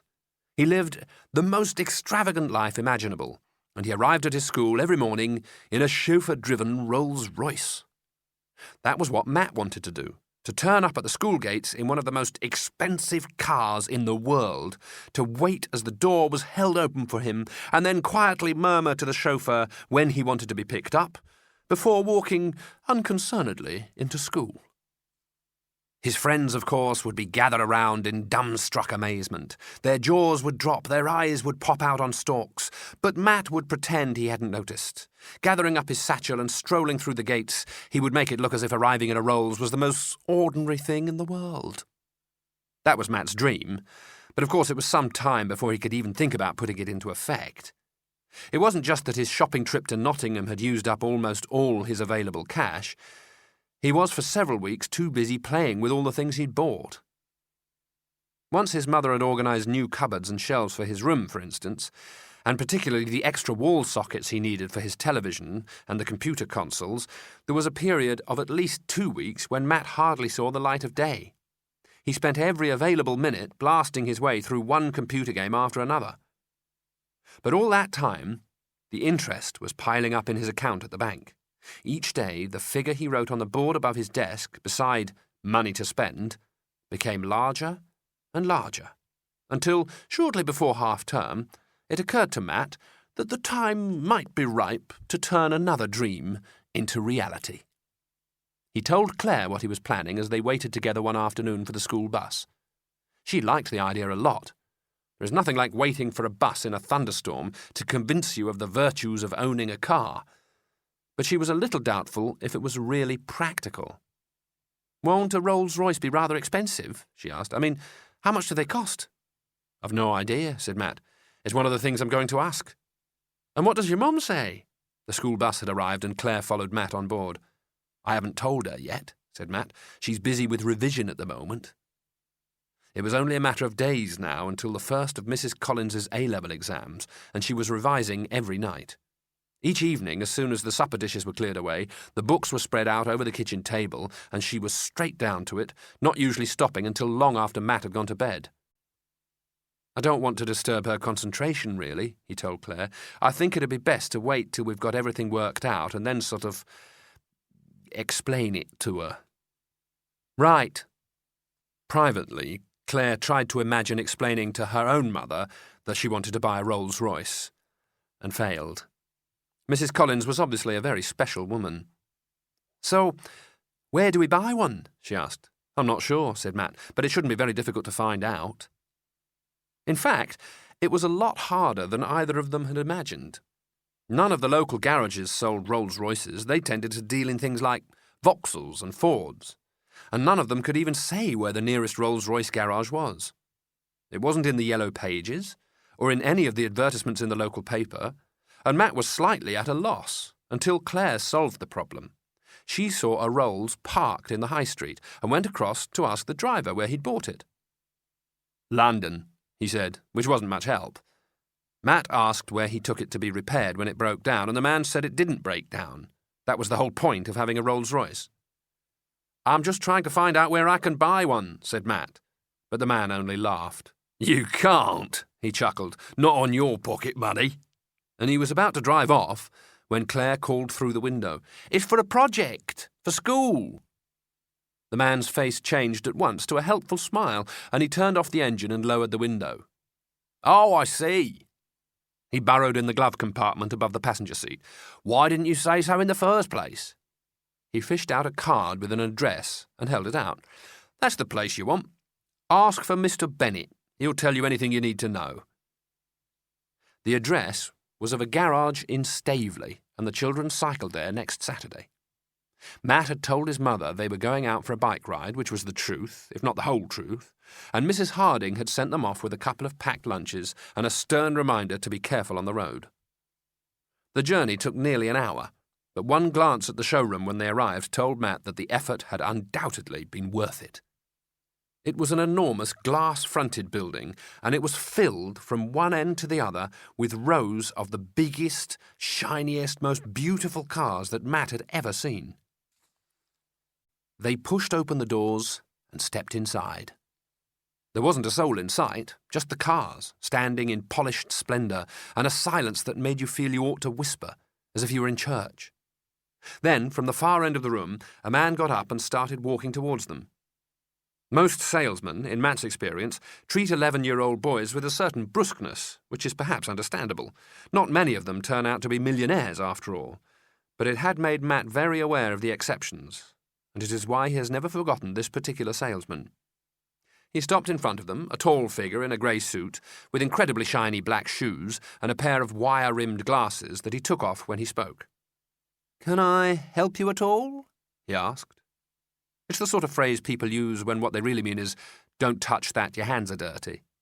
But you could tell at once that the man in the grey suit didn't mean that at all. He was just asking if he could help. "We're looking for a Mr. Bennett," said Matt, holding out the card he had been given. "I am Mr. Bennett." The man took the card and studied it for a moment. "What can I do for you?"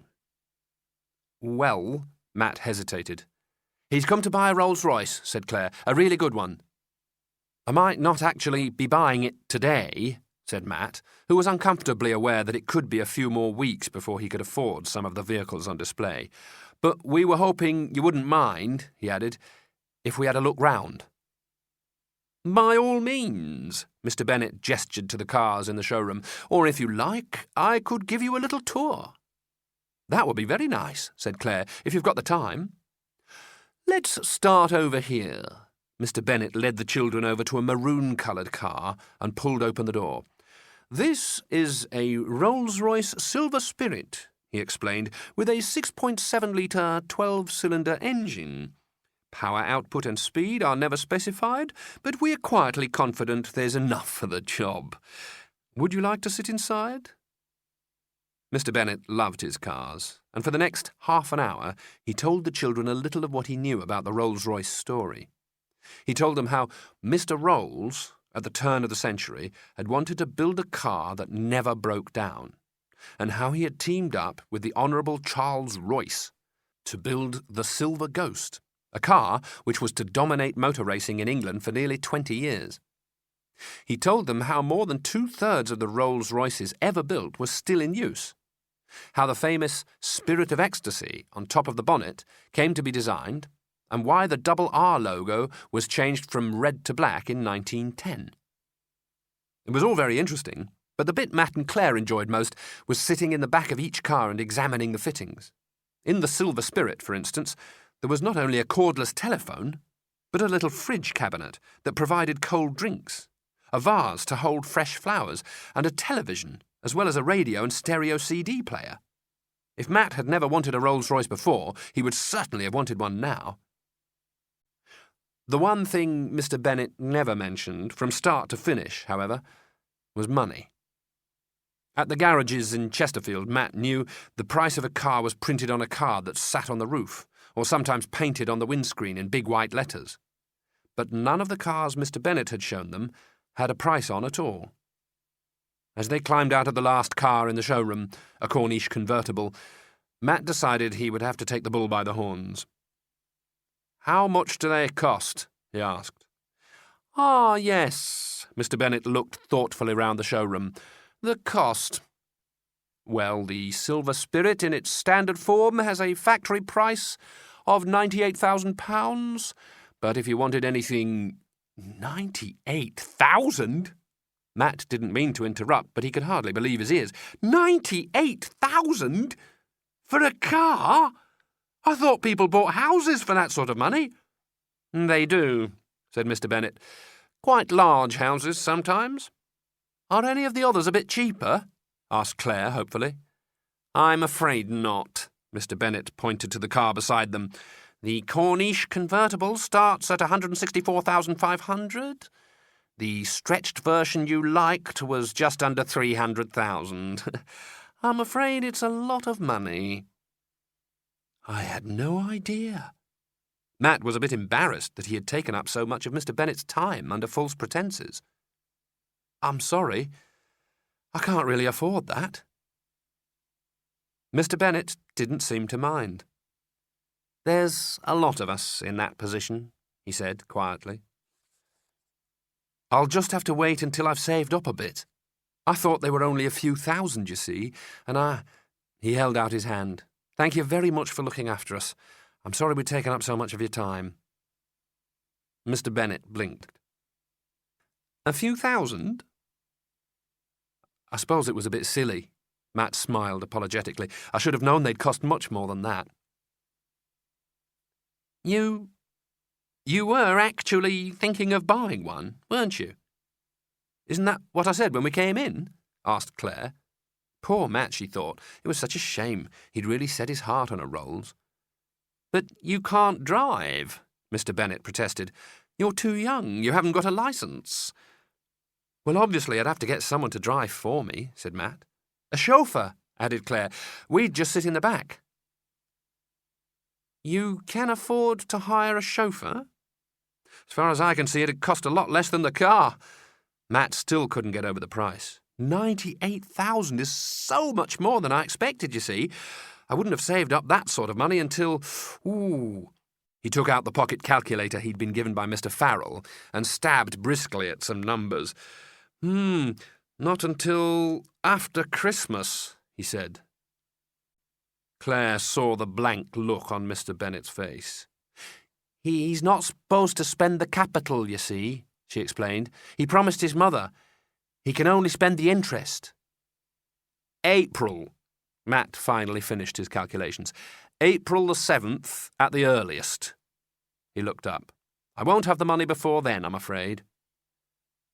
"April the Mr. Bennet stared at them both for a second before taking off his glasses, polishing them vigorously with his handkerchief and putting them back on again. "Would you like to come this way?" he said, and led them over to his desk. "Now, let's start again. You wanted to buy a Rolls-Royce." "Yes," said Matt. "I know some people think it's silly, but it's one of the things I've always wanted. And when I became a millionaire, I thought I could—" The phone rang on Mr. Bennet's desk. He pressed a button, said, "Not now," in a determined voice, and turned back to Matt. "You became a millionaire?" "About 6 weeks ago," said Claire. "This," Mr. Bennet put his hands firmly on the desk, "this is a story I would very much like to hear." So Matt and Claire told him the whole saga.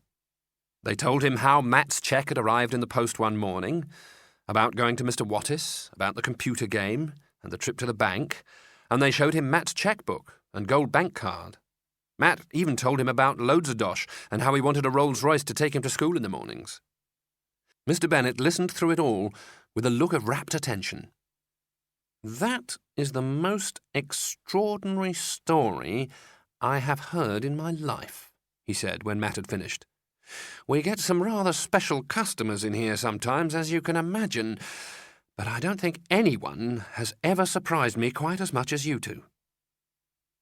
"But we can't be customers, can we?" said Matt gloomily. "Not till April, anyway." "Oh, but you can." Mr. Bennet spoke as if it was the easiest thing in the world. "If what you tell me is right, you could probably walk out of here with one of our cars today. You just have to do what most of our customers do, pay a deposit and spread the remainder over the next 3 years. "A deposit?" Claire knew a little about buying on credit. "You mean he wouldn't have to pay it all now?"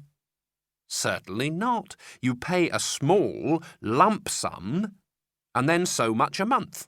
It's very simple." "Wow!" Matt's spirits had soared. "Magic!" "Yes," Mr. Bennet smiled happily, "though frankly that's not what I'd recommend." "Why not?" asked Claire. "You'll forgive me." Mr. Bennet hesitated. "It's probably none of my business, but I did wonder if in your circumstances you'd consider hiring a vehicle." Hiring? It didn't sound as much fun as actually owning a Rolls-Royce, not to Matt anyway. "It's a service we offer that might have some advantages for you," Mr. Bennet went on.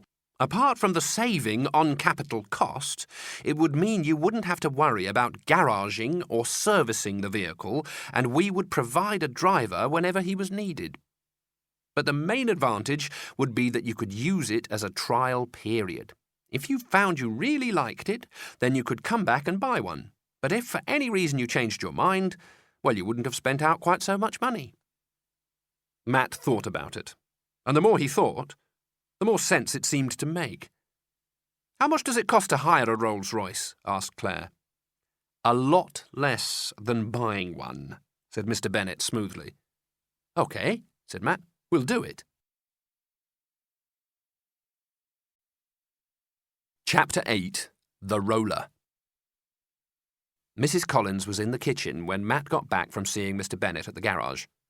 With her first exam coming up on Monday, she'd taken a few days off work so that she could concentrate on revision. When Matt came in, she was running through a few mathematical formulae, at the same time as pouring herself a large mug of coffee. "Nice day?" she asked. "Not bad," said Matt. He decided there was no point in beating about the bush. "I've decided to get a Rolls-Royce." "That's nice." Mrs. Collins was racking her brains to try and remember the formula for calculating the volume of a cone. "Mr. Bennet said if you could just sign this." Matt held out a piece of paper. 11-year-old boys, even when they are millionaires, are not allowed to hire cars without their parents' consent, and Mr. Bennet had explained to Matt that the form needed his mother's signature. "Right. Leave it on the table, will you?" Matt gave his mother a look of studied admiration before putting the paper on the table and going off to his room. You had to hand it to her, he thought.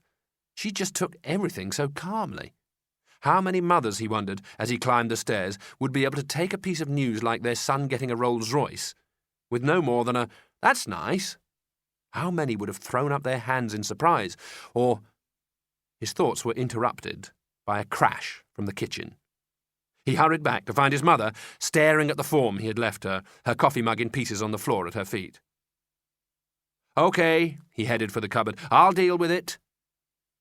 Getting out a dustpan and brush, he started sweeping up the china. Mrs. Collins looked down at him. "You're getting a Rolls-Royce?" "That's right." Matt put the pieces carefully in the bin and then got a cloth to mop up the coffee. "Are you sure that's necessary?" "I wouldn't say it was necessary," Matt answered carefully. "I just thought it would be fun." His mother stared at the piece of paper again, and it occurred to Matt that she looked rather tired. It was probably the strain of working for her exams, but there were deep shadows under her eyes, and her face looked lined and drawn. "You'd better sit down," he said. "I'll get you another cup of coffee." "Thank you." Mrs. Collins took the offered chair. "How much exactly is this going to cost?" "You don't need to worry." Matt bustled round, getting a clean mug and some milk. "It's all in the budget." He spooned in some coffee. "I'm not actually buying it, you see. Not yet, anyway. Just renting one for a few weeks from Monday." "Monday? This coming Monday?" Matt nodded. "Just to see what it's like." "Look," Mrs. Collins' shoulders sagged. "I'm not sure about this. Maybe you should have a talk with Mr. Wattis and—" Matt put a cup of coffee into her hands. "I'm seeing him this afternoon," he reminded her. "I'll talk it through with him then." He patted his mother's hand. "There's nothing for you to worry about." He pushed the form towards her and held out a pen. "You just have to sign at the bottom," he said gently. Matt went to see Mr. Wattis every Saturday at 4 o'clock in his flat above the office. He had done so ever since his shopping trip to Nottingham. Officially, it was so that Mr. Wattis could keep Matt informed of any developments in his business affairs, but Matt knew it was really so that the solicitor could keep an eye on how much he was spending. When Matt told him about renting a Rolls-Royce, Mr. Wattis didn't drop his cup on the floor, but he did go over the costs very carefully. He studied the form Matt's mother had signed, and then said he had to make a couple of phone calls. "There's nothing wrong, is there?" asked Matt when he came back. Nothing at all." Mr. Wattis sat down again with a satisfied air. "In fact, I'd say your Mr. Bennet has been rather generous. He says to tell you the car will be waiting outside your house at 8:30 on Monday morning." A wistful smile crossed his mouth. "And your driver's name is Henry." Henry turned out to be a very small, elderly man with hardly any hair under his green-peaked cap. He called Matt Mr. Collins, and Claire Miss Harding, and held the door open as they both climbed into the back. The car was stunningly beautiful. Silvery grey, gleamingly polished, and so big that Matt could almost stand up in it. Inside, it had every fitting imaginable. There was a colour television set into the polished wood in front of them, with a video underneath and a couple of films thoughtfully provided in the pocket alongside. The fridge contained a selection of canned and bottled drinks, as well as some assorted chocolate bars, and if there was anything they specially wanted, Henry told them, they had only to say. The stereo and CD player were off to the left, the thing on the right turned out to be a fax machine, and a cordless telephone sat neatly in the armrest at Matt's right hand. It was a shame in a way that the journey to school only took 10 minutes. By the time they arrived, they had done no more than have a drink and work out how to turn everything on. Matt was all for asking Henry to drive out to the bypass, but Claire pointed out that they would have plenty of other opportunities, so they got out and Henry told them he would be back at 4:15. If Matt had expected to be greeted by awe-struck crowds that first morning, he would have been disappointed. Only 3 people saw him arrive: a boy from the 4th year who stopped to look at the car, and a couple of girls who didn't even glance in his direction. However, the word seemed to get around. At lunchtime, 3 people asked Matt if it was true that he had come to school in a Rolls-Royce, and at the end of the day there were about a dozen pupils waiting at the gate to watch as Henry smartly held open the door for his passengers. "Had a good day, Mr. Collins, sir?" he asked. "Not bad, thank you." Matt climbed in. "Sorry we're a bit late." "No worry, sir," said Henry. "These things happen."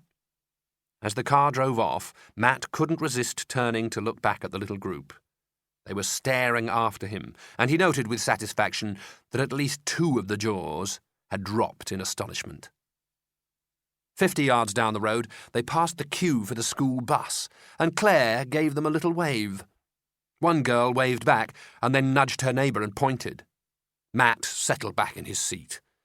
It was, he decided, all rather satisfying. And it got better. The next morning, an even larger group had gathered to witness their arrival, and as he and Claire stepped out of the car, a few of them gave a sort of cheer. Matt grinned and gave them a little bow before marching in through the school gates. By the evening, it seemed everyone in the school had heard about the boy in 7B who was delivered each day by a chauffeur-driven Rolls, and most of them had congregated at the gates to see if it was true. The crowd was so dense, Matt could scarcely get to the car, and 3 members of staff had to come out to try and push everyone back onto the pavement. As they finally drove off, with Claire waving regally to the crowd, Matt turned on the television with the remote control and wondered if life could possibly get any better. The crowds were only there for a day or 2, of course, before people got used to it all, but Matt soon found that his car had given him a certain status. Other children pointed him out to their parents. In class, the maths teacher would set problems like, how long would it take a teacher with 4 children and a mortgage to buy a Rolls-Royce? The answer was just under 2,000 years. Even the headmaster, when he had to say something about behaviour on the school bus in morning assembly, added afterwards that of course this did not apply to pupils who could call on the services of a private chauffeur. But if the school soon got used to Matt and Claire going home in a Rolls, the children themselves never did. The pleasure of chilled drinks and air conditioning in the hot days of early June, the comfort of padded upholstery, and the luxury of Henry's constant kindly concern never dimmed. Having the car meant always travelling in comfort, whether it rained or shone. It meant never having to rush in the morning. If for any reason you were a few minutes late, Henry didn't mind. He just waited until you were ready. Then, one morning on their way to school, they passed a boy from Matt's class running along the pavement. His name was Maurice Gledhill, and he'd obviously missed the bus and was trying desperately to get to school before 10 to 9. "Stop the car, will you, Henry?" said Matt. "We'll just see if he wants a lift." Maurice was extremely grateful to be picked up. He'd been warned earlier in the week that he would be on headmaster's report next time he was late, and he was already going to be in trouble because he'd forgotten his PE kit.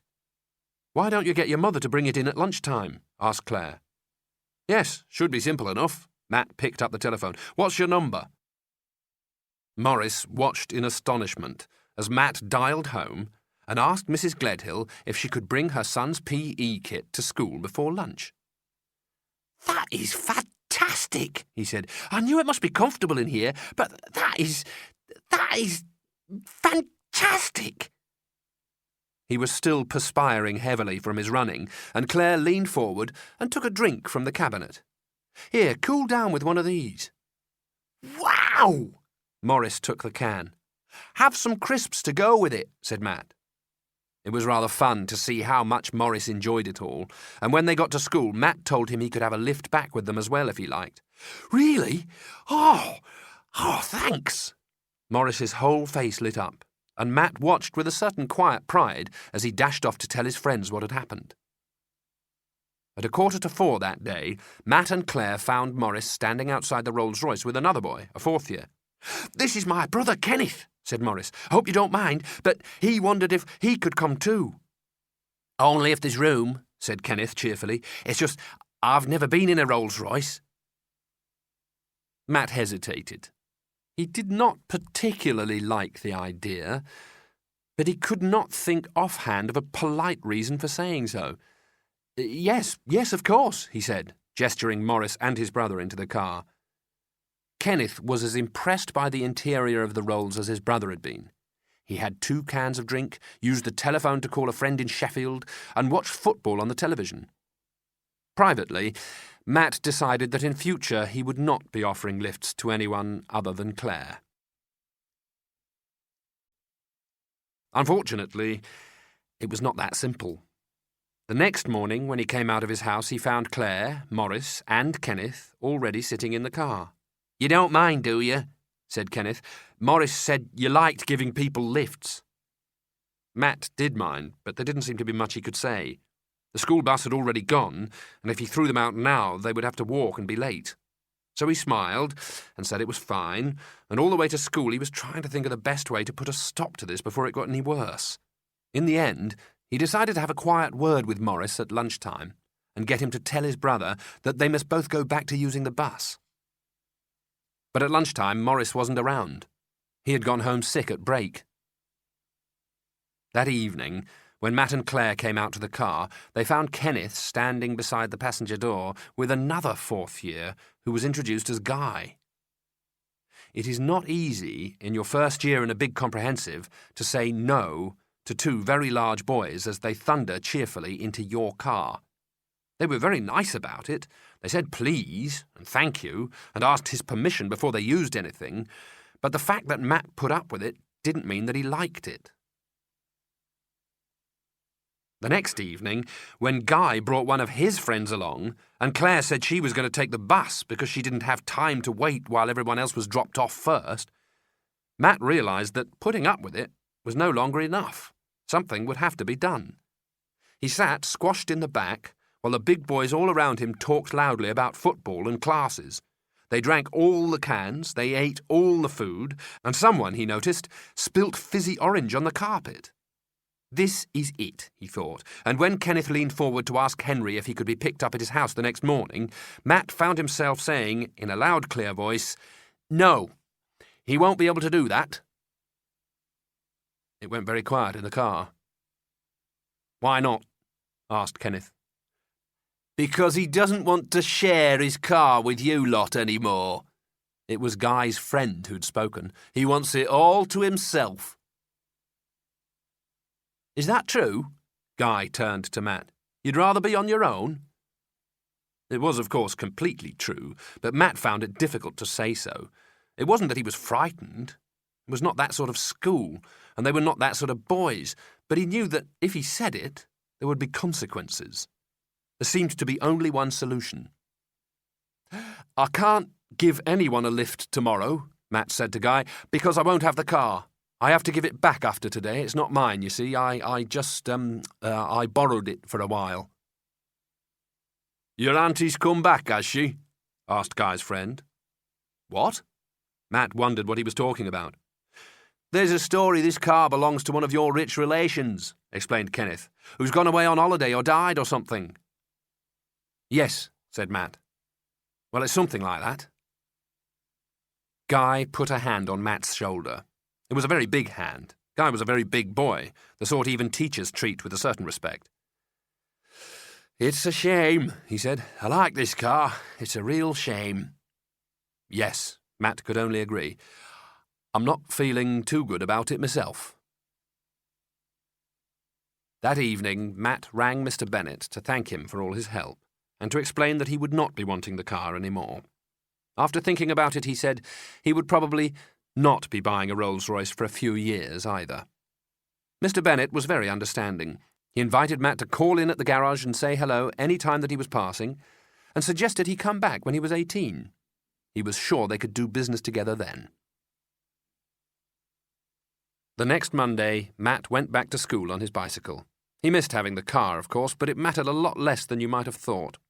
It had been fun while it lasted, the best possible fun, and people at school continued to talk about it for years. But now it was over, Matt hardly gave it a thought. Perhaps the main reason for this was that he was already working on other plans of what to do with his money. Big plans. Really, amazingly big plans. Chapter 9. The Manor. "You what?" said Claire. "I'm going to buy a house," Matt repeated. They were in Claire's dining room doing their homework. "I've been thinking about it for a while." "But you've already got one." "The house I'm going to buy," Matt put down his pen and leaned back on his chair, "is going to be big. So big that whatever you want to do, there's a room specially for doing it in. There'll be a snooker room, a table tennis room, a computer room, a games room, a piano room. You don't play the piano, said Claire. Not yet, Matt admitted, but it's the sort of thing I might want to start. He got up and paced across to the window. And that's just the beginning. Outside, I'll have an adventure assault course, a gymnasium, a swimming pool. A pool? Claire was rather keen on swimming. Your own swimming pool? Definitely, said Matt. And the garden will have a proper treehouse with a rope ladder leading up to it and beds in it so I can sleep out there whenever I want. Claire was impressed, despite herself. There was obviously more to buying a house than she had first thought. They're going to let you do this, are they? She asked. I mean, what about the money? I've had a word with Mr. Wattis. Matt airily waved an arm. He says it's okay. What Mr. Wattis had actually said was that he thought investment in a suitable property was a potentially sound and not illogical use of a percentage of available capital. But Matt was right. That basically meant he thought it was okay. And your mum, what does she think? Matt frowned. The fact is, he was not entirely sure what his mother thought. He had told her his idea 2 days before, and she had hardly been what you could call enthusiastic. On the other hand, she hadn't said no to the possibility either. Thinking about it afterwards, Matt realised she had hardly said anything at all. She'd been in a very strange mood lately. Mr. Wattis said he thought it was something to do with finishing her exams. It often takes people like that, he told Matt. Your mother's been working for those exams for nearly 2 years, and now they're finished, she feels a bit flat. She needs a bit of a rest. He patted Matt's shoulder. Once the results come in and she finds she did all right, I'm sure she'll be fine. The results were not due in until mid-August, nearly 6 weeks away, but fortunately Matt did not have to wait that long before doing anything. Mrs. Collins may not have been very enthusiastic about buying a house, but she made no objection when Matt asked if he could start looking for one. I think she'll like the idea, he told Claire, once she sees the sort of place I have in mind. The search started in an estate agent's recommended by Mr. Wattis called Savills.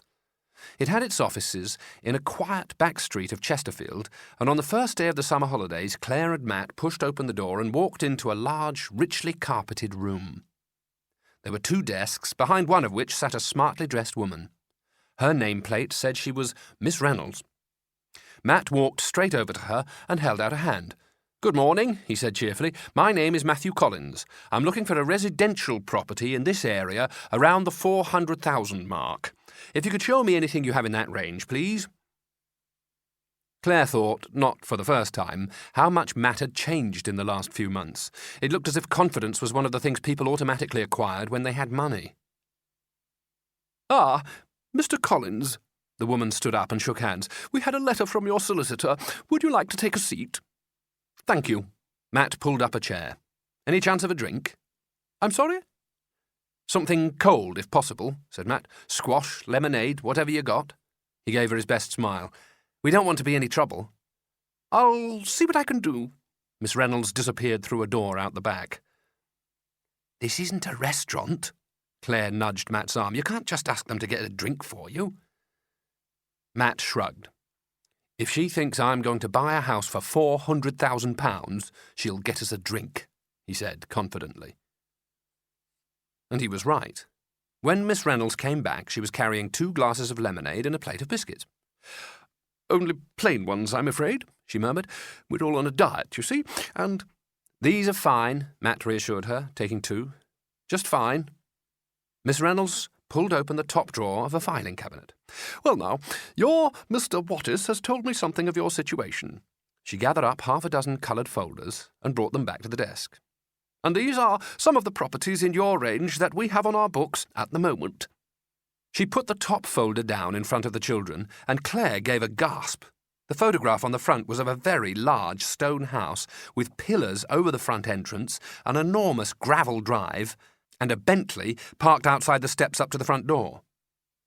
Matt pursed his lips and stared at the photo. It's a substantial property, said Miss Reynolds. 8 bedrooms, all very well appointed, 6 bathrooms. 6 bathrooms? Matt frowned. He's not really into bathrooms, said Claire. Oh, Miss Reynolds opened the folder. Well, maybe the garden would appeal to you more than the interior. The formal gardens laid out behind the terrace contain one of the finest collections of roses anywhere in the country. Matt's frown deepened. I don't think he's very interested in roses either, said Claire. Nope. Right. Miss Reynolds turned the page. The grounds extend over some 14 acres, as you can see from this map. They offer the most magnificent views.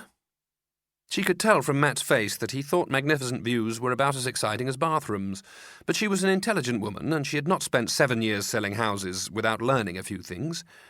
The drive, she pointed to the map, extends for nearly half a mile and would probably make a very nice go-kart track. Matt looked up. A go-kart track? Yes, Miss Reynolds pointed with a finger. You could drive all round here, you see, and you wouldn't need a licence or anything as it's private property. Matt studied the map. How much do go-karts cost? I'm not sure. Miss Reynolds considered the point. I remember my brother bought a second-hand one for just under £100. He used to drive it in a field, and, You've got a couple of fields here as well. Claire had been looking at the map too. If you used them with the drive, you could have a whole circuit. Yes. Matt's interest was clearly aroused. Yes, I think this is probably the sort of house I want. Does it have a swimming pool?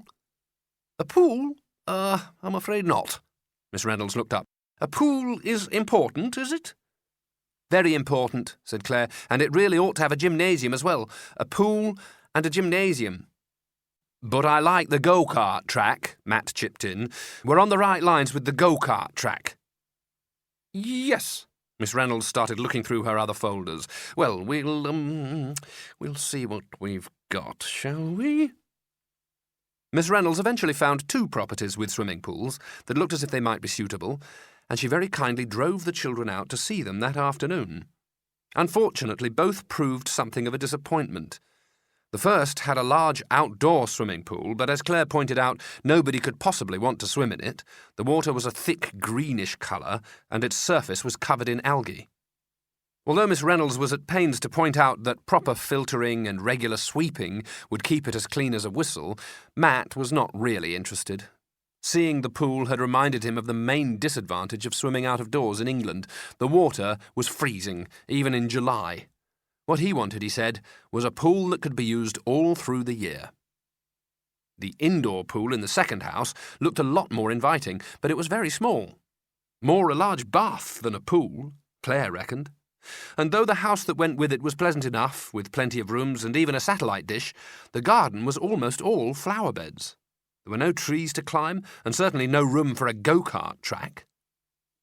At the end of the day, Matt said that he was sorry, but he didn't really want to buy either of them. Miss Reynolds didn't seem to mind. Buying a house, she said, was a complicated business, and it often took people several months to find exactly what they wanted. She promised to keep looking for suitable properties and to send Matt the details of anything she found that might interest him. For the next few weeks, Matt's breakfast mail became very bulky. Large envelopes arrived through the door almost every morning with details of properties of every imaginable size and price. While some of them were obviously unsuitable, one morning there were 2 in Ireland and 1 in France, there was usually at least one house that was worth a closer look. And with the start of the school holidays, the children had plenty of time to do the visiting. Often it was Miss Reynolds or one of her partners who took them out, but sometimes Mr. Wattis would offer to drive them, and on her day off from the pram shop even Mrs. Collins might volunteer. She was still not what anyone would call enthusiastic about the whole project, but she seemed to like looking at the houses, even if she never expressed much interest in living in them. As the weeks went by, they saw a large number of properties. The area of their search slowly widened as far as Stafford and Lincoln, but despite all their efforts, they never seemed to find anything that was quite what Matt wanted. Never, that is, until they saw Moresby Manor. It was 3 days after they got back from their holiday in Conway. The Collinses and the Hardings always went to North Wales for a week in the summer. As soon as he saw the photo on the front of the brochure, Matt felt a tingling down his spine. Moresby Manor was a brick house which had been built in bits and bobs over the last 500 years. It was set in 7 acres of grounds, which included not only extensive gardens, but a paddock, a wood, and a small lake, and it had been the property of the late Sir Norman Winter, a man who had won the Victoria Cross and lost both his legs in the Second World War. Matt's mother drove them out to the house, and as she turned the car into the gates, they were met by the most beautiful sight. It was late morning, and the sun shone down on the mellow brick of the house, the clay-tiled roof, the trim lawns, and the massed colour of the flower beds, creating such an idyllic picture that even Matt was rather impressed. But it was when Miss Reynolds, who had been waiting to greet them at the front door, showed them into the house, that Matt knew he wanted this place like he had never wanted any other. The first thing he saw, standing to one side in the hall, was a pinball machine of the sort you can still occasionally find in arcades. When Matt flicked back the spring to see if it was turned on, a steel ball bearing shot off up the boards, lights sprang into action, numbers clicked up on the totalizer, and the ball hurtled from cushion to cushion with a ping, ping sound that rang round the hall. Sir Norman had it installed so that anyone who called would have something to keep them entertained while they were waiting, said Miss Reynolds. And Matt could only wish the old boy was still alive. Anyone who could show that sort of consideration for his guests had to be someone worth meeting. The rest of the house, when they eventually saw it, they had to wait till Matt got up to 50,000 points, lived up to their every expectation. Sir Norman's disability had led him to adapt this house with some of the most delightful gadgets. All the doors on the ground floor opened automatically as you approached them.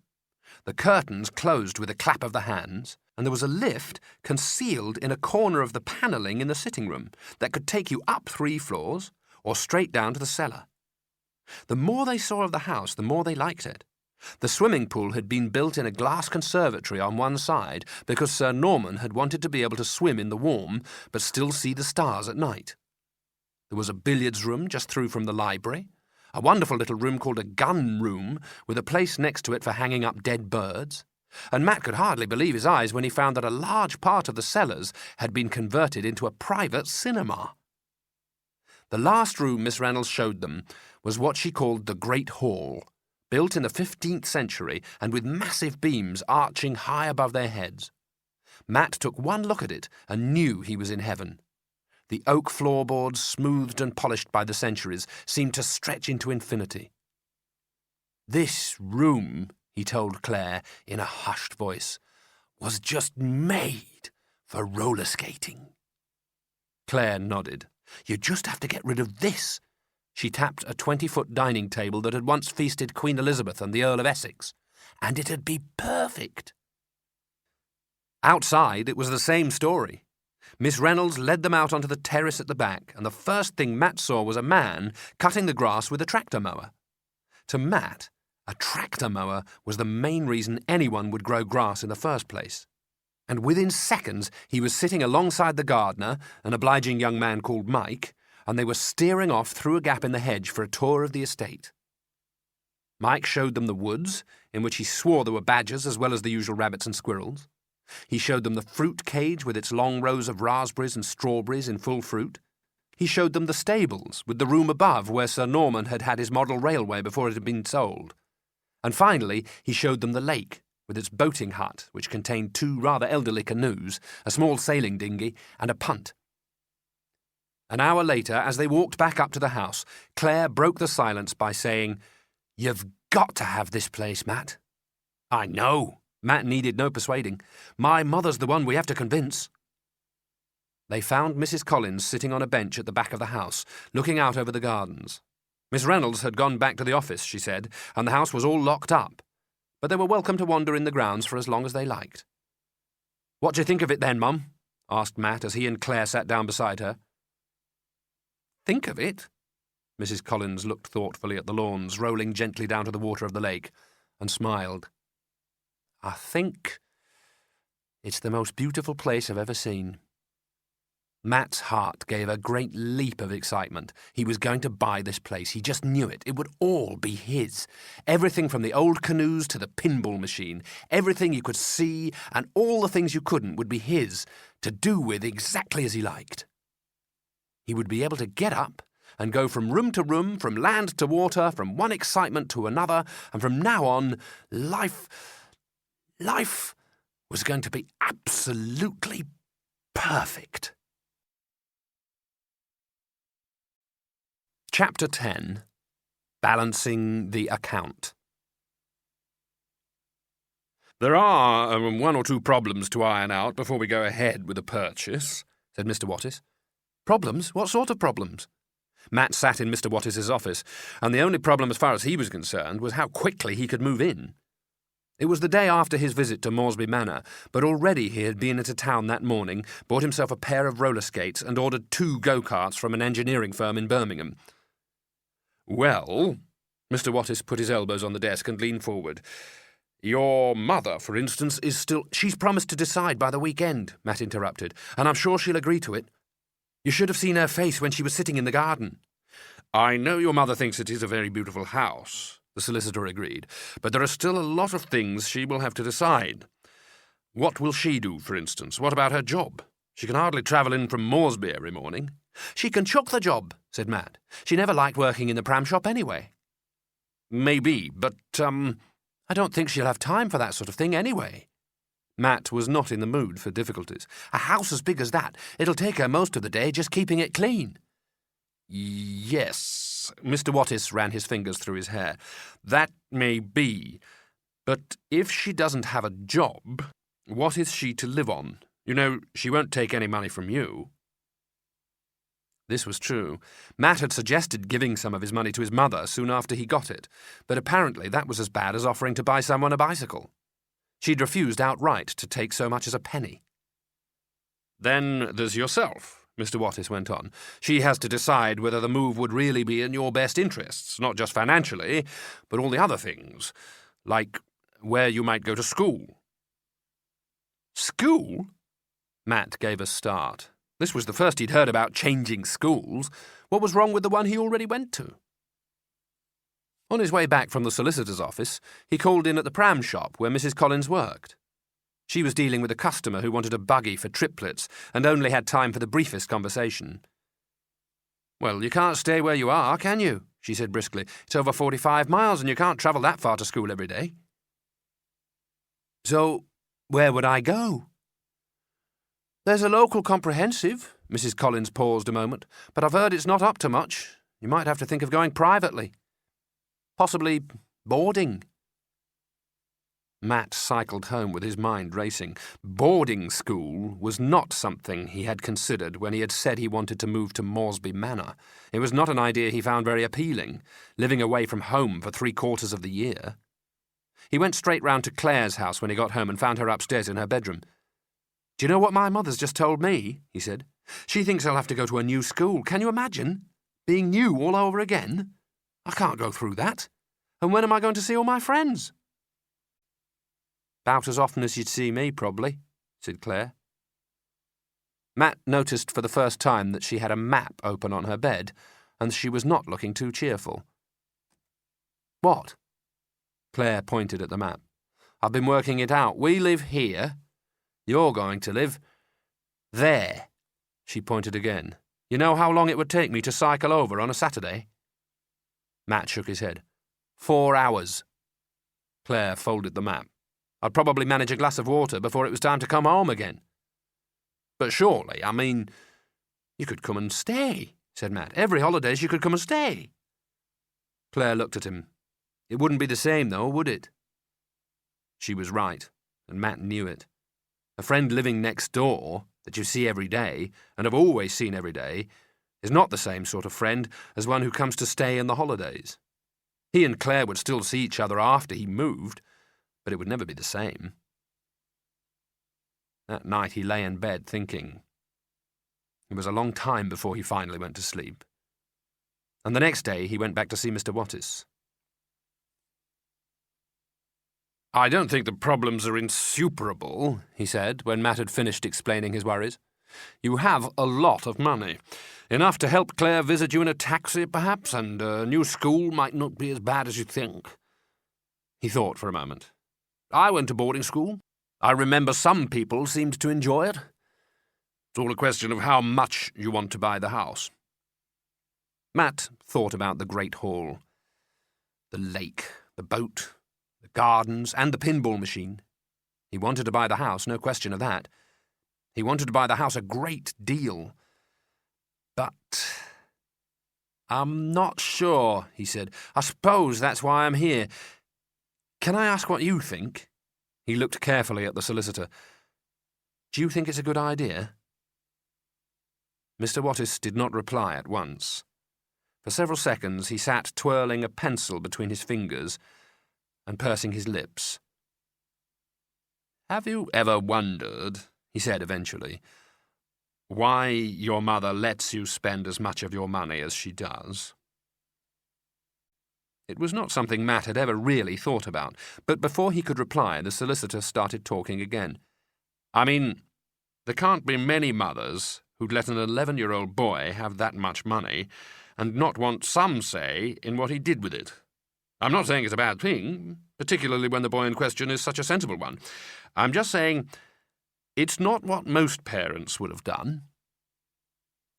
Matt thought of the other parents he knew, Claire's mother, for instance, and decided Mr. Wattis was probably right. I'll tell you the reason. Mr. Wattis was looking very directly at Matt. I'm not sure I should, but I'm going to. He tapped his pencil on the table for a moment.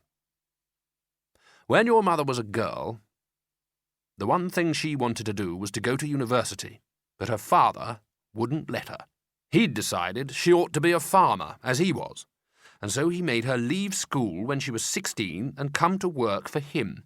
She hated it, and left home very soon after, as you know. It's left her with some very strong feelings about adults who try and control everything their children want to do. Right. There was a long pause, and eventually Matt said, So, you think I should buy the house, or not? I'm coming to that.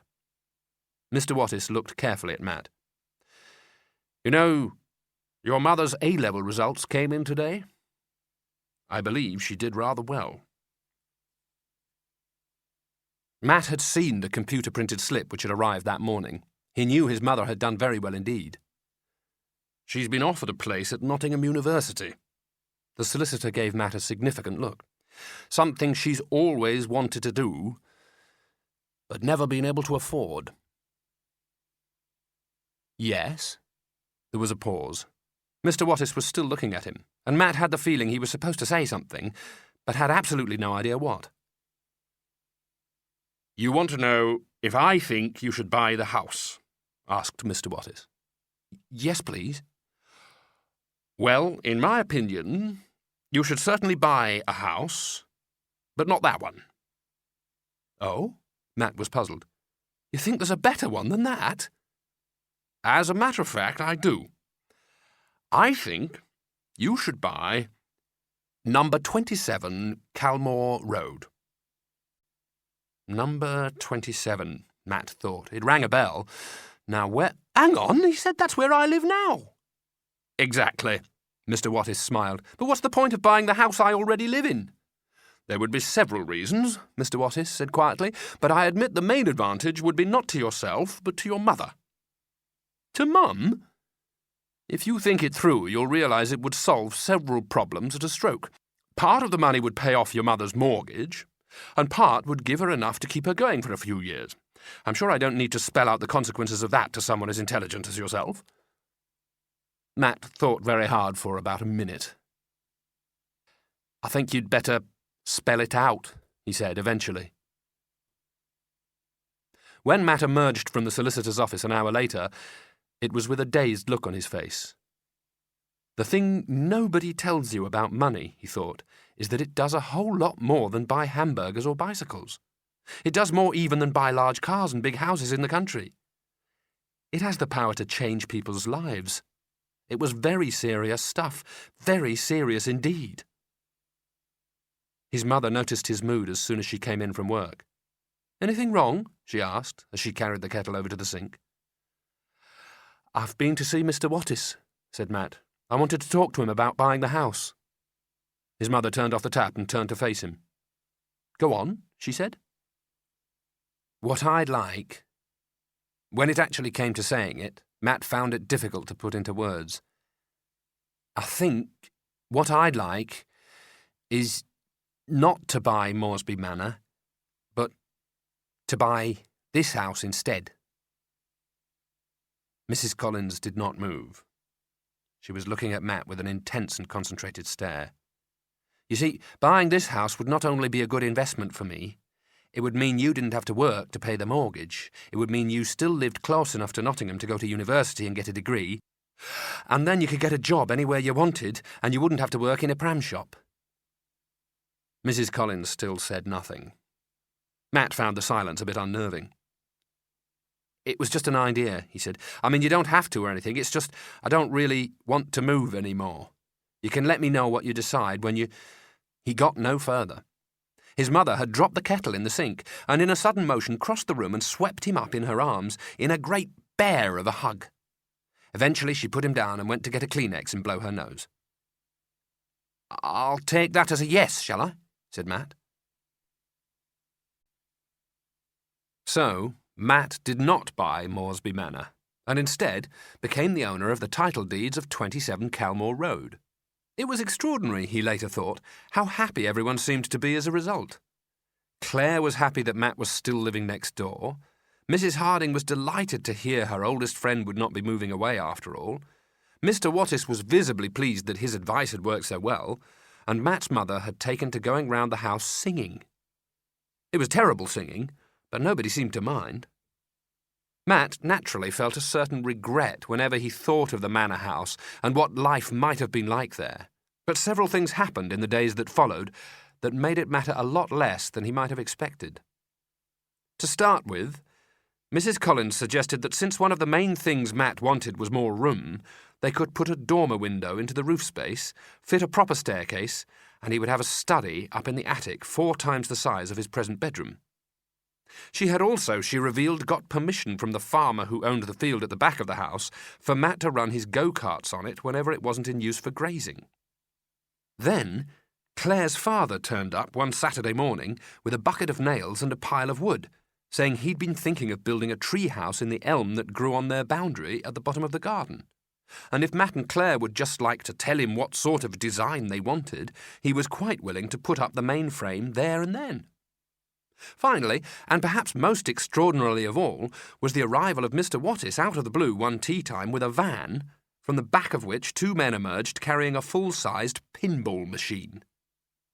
Mr. Wattis wouldn't hear a word of thanks. It was just a little gift between friends, he said. He happened to have come across one. He remembered hearing they were the sort of thing Matt liked, and he thought he deserved something after... well, there it was. And no, he wouldn't stop for tea, thank you, as he still had a lot of work to do at the office, but he hoped Matt would enjoy it. And he was gone. "I'll tell you one thing," Matt said to Claire when he took her upstairs to show her the pinball machine. "It's a lot more complicated than people think." "What is?" asked Claire. "Money." Matt plugged in the machine and turned on the switch at the back. "It doesn't always do what you think it'll do, does it?" Claire thought that depended on what you thought it would do in the first place, but said nothing.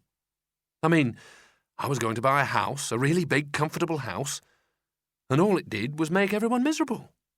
"Yes," said Claire. "So, I buy the house I already live in, which shouldn't really change anything at all. Everyone thinks I'm wonderful, and I even make a profit. It doesn't make sense, does it?" Claire looked up. "You made a profit?" Matt nodded. "Mr. Wattis said it was something to do with where they're building the new motorway. Anyway, the house is worth a lot more than I paid for it." "How much more?" asked Claire. "He's not sure. 5, 10,000? Claire's eyes widened. "It's like I said," Matt repeated. "It's a lot more complicated than people think, money." He stared at the floor, until Claire almost felt he had forgotten she was there. "How about this game of pinball?" she said. "OK," said Matt, and that's what they did. Chapter 11. Charitable Donations. It was a curious fact, but after that Matt stopped spending money. He did not know why it happened. Indeed, it was some weeks before he even realised that it had. But after buying his house, the spending just seemed to stop. This did not mean that Matt stopped buying things altogether. He still bought sweets, drinks, videos, magazines, toys, cinema tickets, clothes, shoes, and so on, pretty much whenever he wanted. But he stopped spending on what Claire called the big things. There were no more dreams of Rolls-Royces or big houses in the country, no more wild shopping sprees or talk of hiring helicopters. Something had changed. Matt himself was only dimly aware of it, and he had no idea how it had happened or why. But he did know that something in his attitude to money had altered, and how much it had altered was brought home to him at one of his Saturday sessions with Mr. Wattis.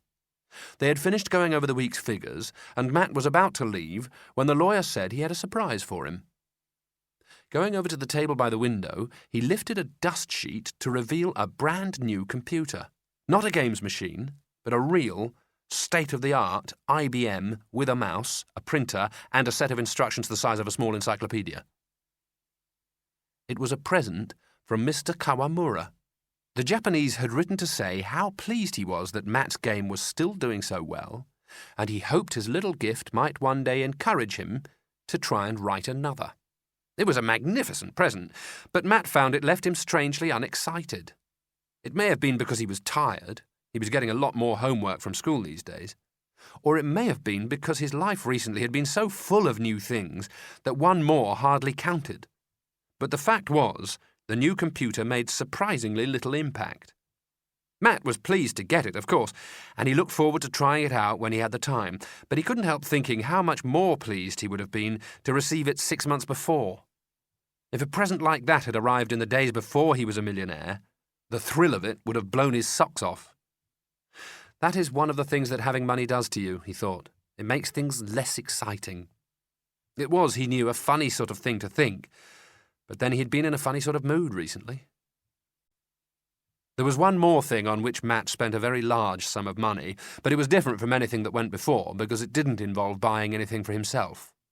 From the day Matt had first received his cheque, it had always been his intention to use some of his money to help other people. How he did so is worth telling, if only because in a roundabout way it led Matt to a better understanding of what it was that had happened to him, and why he now felt as he did. There were two main decisions to take, Matt felt, before giving away any of his money. The first was how much he should give, not an easy question when you're a millionaire, and the second was who he should give the money to. The list of possibilities was a long one. What he needed, he decided, was expert advice, and it was his mother who suggested that he approach the vicar. Vicars collect money for poor people all the time, she said. It's part of their job. I'm sure he'd know the best thing to do. Matt called round to the vicarage on his way home from school the next day, and Mrs. Hempsall, the vicar's wife, showed him into her husband's study where the vicar was trying unsuccessfully to mend a photocopier. The Reverend Charles Hempsall was a vigorous-looking man in his 50s who had once been a professional conjurer. Matt had seen him produce 4 Labrador puppies from an empty Noah's Ark in the pulpit once and been very impressed. Mr. Hempsall waved him to a chair. "With you in a couple of minutes," he said. "How's your mum?" "I think she's all right." There was a dog already sitting on the chair the vicar had indicated. Matt tried to move it, but failed. "She's going to university in October." "So I heard." The vicar stood up and pressed hopefully at a button on the side of the machine. Nothing happened. "You must be very proud of her. What can I do for you?" "Well, I've got some money," Matt explained, "and I'd like to use some of it to help people, but I'm not sure who to give it to. I don't know who really needs it most, you see." "I know plenty of people who need money," said the vicar. He pulled a tube from the heart of the copier, and a shower of black dust descended to the floor. "You want me to give you some names?" "I think it might be best," said Matt, "if you gave out the actual money. The thing I'm not sure of is how much I ought to give." "How much?" The vicar was trying to sweep the dust into a pile and getting black marks all over his fingers. Matt hesitated. "I don't want to give away everything, you see, but I don't want to be... well, I don't want to be mean either. I just don't know how much would be fair." Mr. Hempsall looked at Matt. It was not the first time someone had asked him how much money they should put in the collection on Sunday, and he always gave the same answer. "How much you give depends on how much you have." He wiped his hands on a cloth, somehow managing to spread the dirt up onto his cuffs and shirt sleeves. "But I've always thought a tenth was a good start. Matt did a brief calculation in his head and found that a tenth of what he had came to rather a lot of money. They used to call it the tithe, the vicar went on. In the old days, every year, you gave a tenth of your corn, or every 10th calf that was born, to the church, to distribute to the poor. Nowadays, we just do money. You do know what a tenth is, he added. Yes, of course, said Matt. Sorry, the vicar smiled apologetically. It's just one hears all these stories about modern education. If I gave a tenth of all my money to you every year, said Matt, in 10 years' time, I wouldn't have any left. Strictly speaking, this isn't true, but the vicar knew what he meant. No, he explained. The idea is a tenth of your income, not a tenth of what you have. Say you get pocket money of £1 every week, then you might give 10 pence a week to others, that's all. Oh, I see. With relief, Matt realised it wasn't a tenth of his £1 million that the vicar wanted, it was only a tenth of the interest. It would still be quite a lot of money, but thinking about it, no more than he could afford. The vicar had been watching his face. It doesn't have to be that much, of course. He was trying to get the dirt off his hands with paper tissues now. It's only a suggestion. Anything's welcome. No, it's all right, Matt stood up. That seems very reasonable.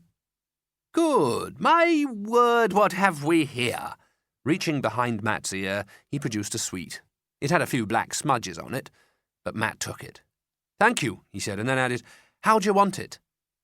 I'm sorry? The money. I just wondered how you'd like it. Cash? Direct debit? Standing order? As a millionaire, Matt had soon found that there are many more ways of paying for things than handing over a pile of coins and notes. The vicar blinked in surprise. Well, cash is the usual. Right, Matt nodded. Is quarterly all right? Quarterly? I can do it monthly if you'd rather, he said helpfully, or weekly. I just thought every 3 months would be the simplest. Quarterly would be fine. OK. Matt held out a hand. Thanks again, Mr. Hempsall. I'll be round with the money as soon as I've got it. He shook hands and left. The vicar stared after him. What did Matt want? Asked his wife when she came in a moment later with the hoover and a damp cloth. He says he wants to give me some of his money. Do you think it'll be enough for a new photocopier? Said Mrs. Hempsall, and they both laughed. When Matt got home, he went up to his bedroom and got out his calculator. Working out 1/10 of his income was a complicated piece of arithmetic because, of course, his income varied from day to day depending on the interest rates, his investment returns, and how much he had in the bank. However, he had the account sheets Mr. Wattis produced every Saturday, and from them he was able to calculate that 1/10 of his income to date came to exactly £4,463.31. On his way home from school the next day, he called in at the bank. Miss Trollope was a bit startled when he told her what he'd come for. You want all that money, now, in cash? Yes, please. Matt handed over a Tesco's carrier bag, and if you could, put it in here, it'd be easier for me to carry. Miss Trollope took the bag, but made no move to fill it with money. There's nothing wrong, is there? Matt asked anxiously. You haven't lost it or anything? No, said Miss Trollope. It's just that... would you excuse me a moment? She disappeared to return a few minutes later with Mr. Napier. We're a little concerned, Matt, the bank manager explained cheerfully, as it's rather a large sum of money. If anything happened to you while you were carrying it, you see, I'd be, well, we'd all be. I mean, can I ask who it's for exactly? It's for the vicar, said Matt, and he said cash would be easiest. Ah. From what Mr. Napier remembered of the vicar's account, 4,500 in cash was exactly what he needed, but all he said was, Does your mother know about this? She's the one who suggested it, said Matt. Mr. Napier tapped the top of the desk for a moment in thought. Would you mind if Edward went with you? He said at last. He pointed across the floor of the bank to a large, muscular young man counting coins in a weighing machine. I know there won't be any trouble, but, just in case. Not at all, said Matt. So Miss Trollope gave Matt his money, in the carrier bag, and Edward escorted him round to the vicarage, where Mrs. Hempsall answered the door. It turned out Mr. Hempsall was in a meeting, but she promised to give him the bag as soon as he was finished. Matt thanked her, said goodbye to Edward, and went home. At 6 o'clock that evening, the vicar knocked on the door of Matt's house. He was carrying the Tesco's bag and looking distinctly hot and bothered.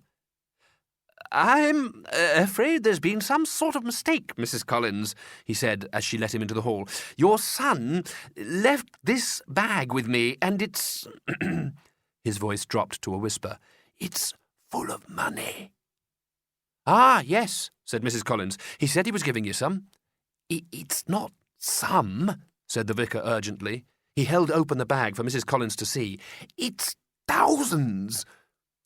"Yes." Mrs. Collins looked at the money.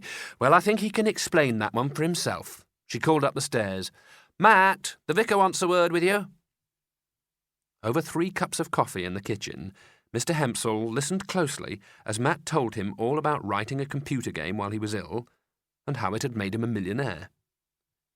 "Though we'd rather you didn't mention it to anyone else," his mother put in at the end. No, of course, I quite understand." The vicar was still fingering some of the banknotes in the bag. "So all this is real?" "If it's not," said Matt, "you'll want to have a few words with the bank." "Well, I don't know what to say." Mr. Hempsall put the bag on the table. "I'm extremely grateful, and I think you're being very generous. But this is so much money. Are you sure you—" "Positive," said Matt.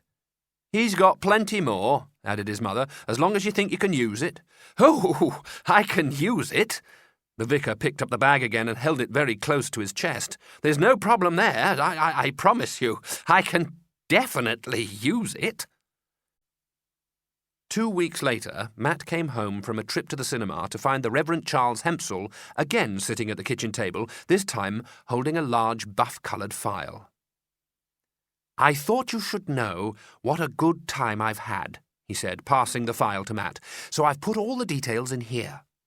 Inside was a careful record of exactly how the vicar had spent every penny of the £4,463.31 Matt had given him.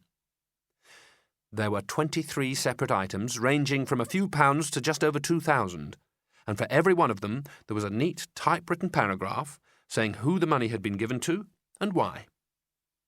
"One of the things I got was a new photocopier," said Mr. Hempsall.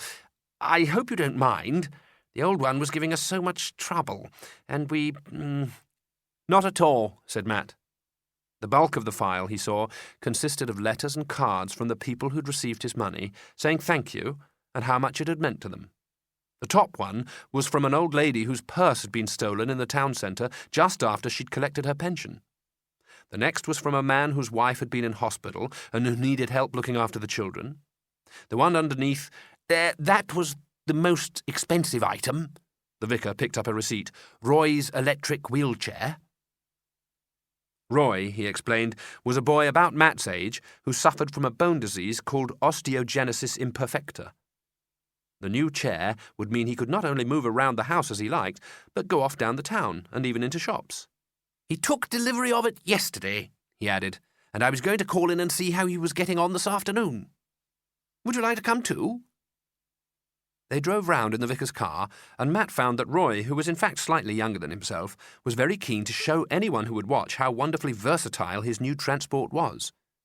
It had seat belts, could go up and down steps, and turn corners in a way that left the most impressive burnt rubber marks on the patio paving.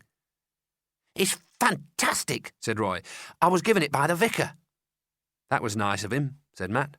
"Well, it wasn't his money." Roy adjusted the height of his chair so that he could talk to Matt without having to look up.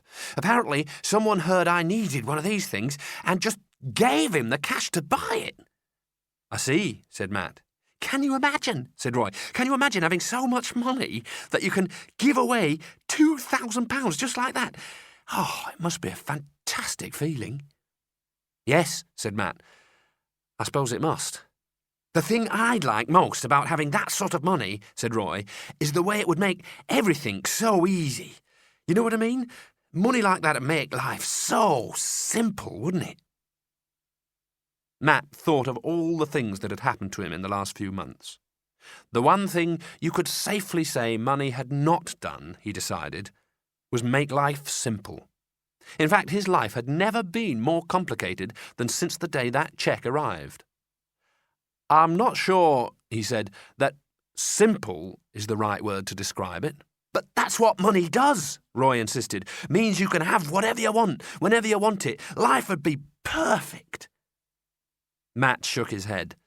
"I don't think it works like that." "Why not?" "I don't know why."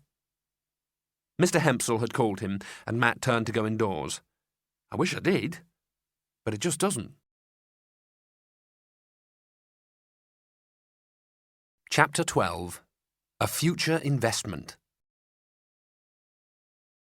Matt often thought about that conversation with Roy. It was as if it was the last piece in a jigsaw of thoughts that had been growing together in his mind for some weeks. Roy was right. The one thing money ought to be able to do was make life perfect. It stood to reason. If there was anything you wanted, and you had a lot of money, then all you had to do was go out and buy it. But life wasn't perfect. It was very good. The 5 months since he had become a millionaire had been the most eventful and exciting of Matt's life, and having a lot of money was something he would thoroughly recommend to anyone. But it wasn't perfect. Although his money had given Matt a great deal of pleasure, it hadn't yet given him something that he thought it ought to have given him. It wasn't easy to explain, but when Matt looked back on all the things he'd bought, the bike, the computers, the television, each time the feeling he had hoped for, that feeling of having what he wanted, of being in the place he had dreamed of, each time that feeling had slipped away. Whatever he bought had never quite fulfilled his expectations. However he spent the money, it had never quite been how he had dreamed it would be. Even giving his money to other people hadn't filled that gap in the back of his mind that wanted something more. The trouble was, Matt had no idea what the more was that he wanted. It didn't help that there was no one he could talk to about it all. He tried to tell Claire once. They'd been shopping one Saturday in Chesterfield, and Matt had suggested the pizza parlour for lunch. Claire reminded him that not everyone had an income of £300 a day, and said she was going home to eat. "I don't spend £300 a day," Matt told her. "I don't even spend £300 a week. That's what bothers me. I've got all this money, and I don't know what to do with it." Claire laughed. "Oh, poor boy," she said in mock sympathy. "So much money and he doesn't know what to spend it on. What a terrible problem." That was when Matt realised that millionaires do not get a lot of sympathy when they start talking about money problems. You would probably have to be a millionaire yourself, he thought, to realise it was possible to have a problem in the first place. The more he thought about it, the more ridiculous it seemed. He had well over £1.25 million in the bank, an amount that was growing every day, and the whole point of having that sort of money was that it gave you the power to do whatever you wanted, to make life perfect. If he only knew what it was that he wanted, Matt thought. Then he could go out and buy it. The problem was still unresolved when on a damp autumnal day in October, his mother called Matt downstairs with the news that he had a visitor. The man who stood in the hall was no one Matt had seen before, but oddly he needed no introduction. Matt took one look at the small, dapper figure with the short grey hair and the oriental features, and said, "Mr. Kawamura?" Mr. Kawamura bowed slightly. "Matthew Collins?" Matt held out a hand. "I was going to write you a letter," he said, "to thank you for the computer. It was very kind of you, and I—" Mr. Kawamura interrupted him with a gentle wave of his hand. "Small gift. Very happy to give as token of thanks for your help to my business." Matt couldn't help wondering why the head of one of the biggest computer game manufacturers in the world should call unannounced at his house. But before he could ask, Mr. Kawamura explained that Matt's game had just gone on sale in Europe. He had thought Matt might like a copy of it, and was also very curious, he said, to meet its inventor. He hoped Mrs. Collins didn't mind his dropping in without warning like this. Mrs. Collins assured him she didn't mind in the least, and asked if he could stay for tea. Mr. Kawamura said he would like nothing better, and he sat at one end of the kitchen table while Matt put the kettle on and his mother got out the cups. Mr. Kawamura was an easy talker and a good listener. He soon found out that Mrs. Collins had just started at university, and he was very interested to hear how she was getting on. Then he asked Matt a bit about school and how he enjoyed it. But eventually the talk turned to Matt's game and how he had come to write it. What particularly interested him, Mr. Kawamura said, was the form Matt had used for the original programme, and he asked if he could see the computer Matt had used. The BBC-B was not a machine he had come across before. Matt took him upstairs to where the builders had just finished converting the loft into a new playroom. The keyboard and monitor were set out on a long desk especially built to hold all Matt's computers and games machines, including the one he had been sent by Mr. Kawamura. "It's very slow compared to the modern stuff," Matt explained, putting in a disk and turning on the drive, "but the software is very simple and easy to understand." Mr. Kawamura did not reply for a moment. When he did speak, it was in a different voice. "I send you letters asking you to write another game, but you never answer. Why not?" Matt was slightly embarrassed and mumbled something about being rather busy at the moment, but getting round to it when he could. "You need more money?" asked Mr. Kawamura. More money? Matt almost laughed. His problem was working out what to do with the stuff he already had. And then a thought struck him.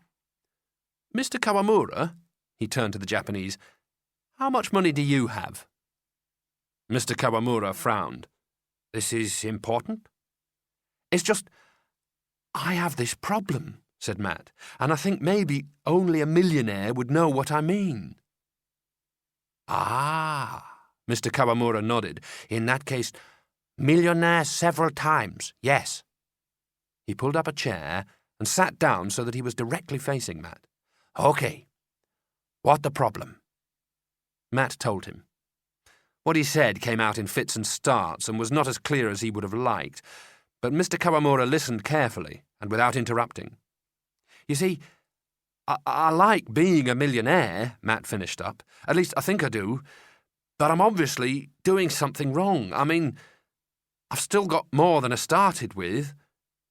"Not important," said Mr. Kawamura firmly. "No?" Matt looked doubtful. "Having money not important," Mr. Kawamura repeated, and then gave a little chuckle. "Not having money sometimes very important." "I see," said Matt, who wasn't sure that he did at all. "But it's stupid to have all that money and not be doing something with it. I just don't know what. I thought as you were a millionaire, maybe you could tell me." "Wrong question," said Mr. Kawamura decisively. "Question to ask, what do you want? Only question that matters." "Well, I suppose that's the main part of the trouble," Matt admitted. "I'm not quite sure what I want, and—" "I tell you what you want." Mr. Kawamura leaned forward and tapped him on the knee. "You want work." Matt wondered what the polite way was of saying, "No, I don't think that's it." "No," he said eventually, "I don't think that's it. What I had in mind was more, having fun." "Fun?" Mr. Kawamura waved a dismissive hand. "You have too much fun. What you want is work." He was tapping Matt's knee again. "Believe me, right work, best fun of all." "Yes," Matt hesitated. "I've tried a bit of work at school, and to be honest, Not child work," Mr. Kawamura cut him off. "Real work, like when you make the game." "That wasn't work," said Matt. "That was fun." "Exactly." Mr. Kawamura smiled triumphantly. "Real work, best fun in the world. How many hours you do it?" "Well, I'm not sure," Matt thought. "I just sort of started in the morning and carried on." "Called work," said Mr. Kawamura. "And how you feel at the end?" Matt tried to remember how he had felt when he finished the game. "I remember I was rather tired. I think I was quite pleased as well, but—" And suddenly, Matt remembered exactly how he had felt when he finished the game. Satisfied. That was the word. Satisfied. Mr. Kawamura grunted. Good feeling, eh? He stood up. Forget about money. Not important. He went over to stand by Matt's computer desk. Right work, different for all of us. Right work for you is this. He was pointing at the new computer. Here. He beckoned Matt to come and join him. Show you something. For nearly an hour, Matt sat by Mr. Kawamura while the fingers of the Japanese flashed over the keys with an astonishing nimbleness and speed. The new computer, Matt soon discovered, was generations ahead of his old BBCB. It had a paint box, it had motion graphics. It could even, if you took long enough, do something called morphing. And there could be no one better to show it to you, Matt thought, than Mr. Kawamura, whose eyes seemed to have that look of manic enthusiasm that is normally only seen in a football supporter 90 seconds before his team wins the European Cup. It was one of the most interesting hours of Matt's life, and he was genuinely disappointed when Mrs. Collins appeared and said the chauffeur was downstairs getting rather worried. Mr. Kawamura was supposed to be in Rome that evening, and if they did not leave soon, he would miss the plane. Now, said Mr. Kawamura to Matt as they came down to the hall, and Mrs. Collins went to get his coat. You write me another game, yes? I suppose I could give it a try, said Matt. They walked down to the front gate together, where the driver held open the door of his car. Mr. Kawamura thanked Mrs. Collins for her hospitality, wished her luck with her university course, and said he hoped maybe one day they would be able to visit him at his house just outside Osaka. Then he bowed to them both, and Matt found himself bowing back as if it was the natural thing to do. Remember, he whispered to Matt as he got into the car, right work, best fun in the world. And he settled back in his seat as the chauffeur closed the door. What a nice man, said Mrs. Collins as they waved him out of sight. I liked him. Yes, said Matt. So did I. I suppose I must start thinking about supper. Matt's mother sighed and looked at her watch. Are you hungry? Not at the moment, said Matt. There's something I want to do first. Later, Mrs. Collins came up to the loft to tell Matt supper was on the table. It was very quiet when she pushed open the door. Matt had been joined by Claire an hour or so earlier, and the two of them were sitting in front of a computer screen staring at it with such concentration that neither of them had heard her come in. It ought to be a different colour, Claire was saying. Something paler. OK, Matt tapped away at the keys. And his head should be bigger. More tapping. That's it, like that. Mrs. Collins stood and watched. She'd been a bit worried about Matt recently. She was not sure why, but she had felt for some time that something was not quite right. He'd lost his bounce, was how she put it to Mr. Wattis, and she had been very concerned that he might be sickening for something like the rheumatic fever again. He certainly looked all right now, though, she thought. The sparkle was back in his eyes, the animation back in his face, and he'd lost that withdrawn, preoccupied expression. He looked happier than she had seen him for a long time. She crossed the room to see what they were doing. What's this, then? She asked. Matt's had an idea for another game, said Claire. He's started working on his second million. I see. The picture on the screen was of a cheery little animal, a bit like a mole, burrowing his way through soil with a pickaxe. It looks fun. It is, said Matt. Best fun in the world.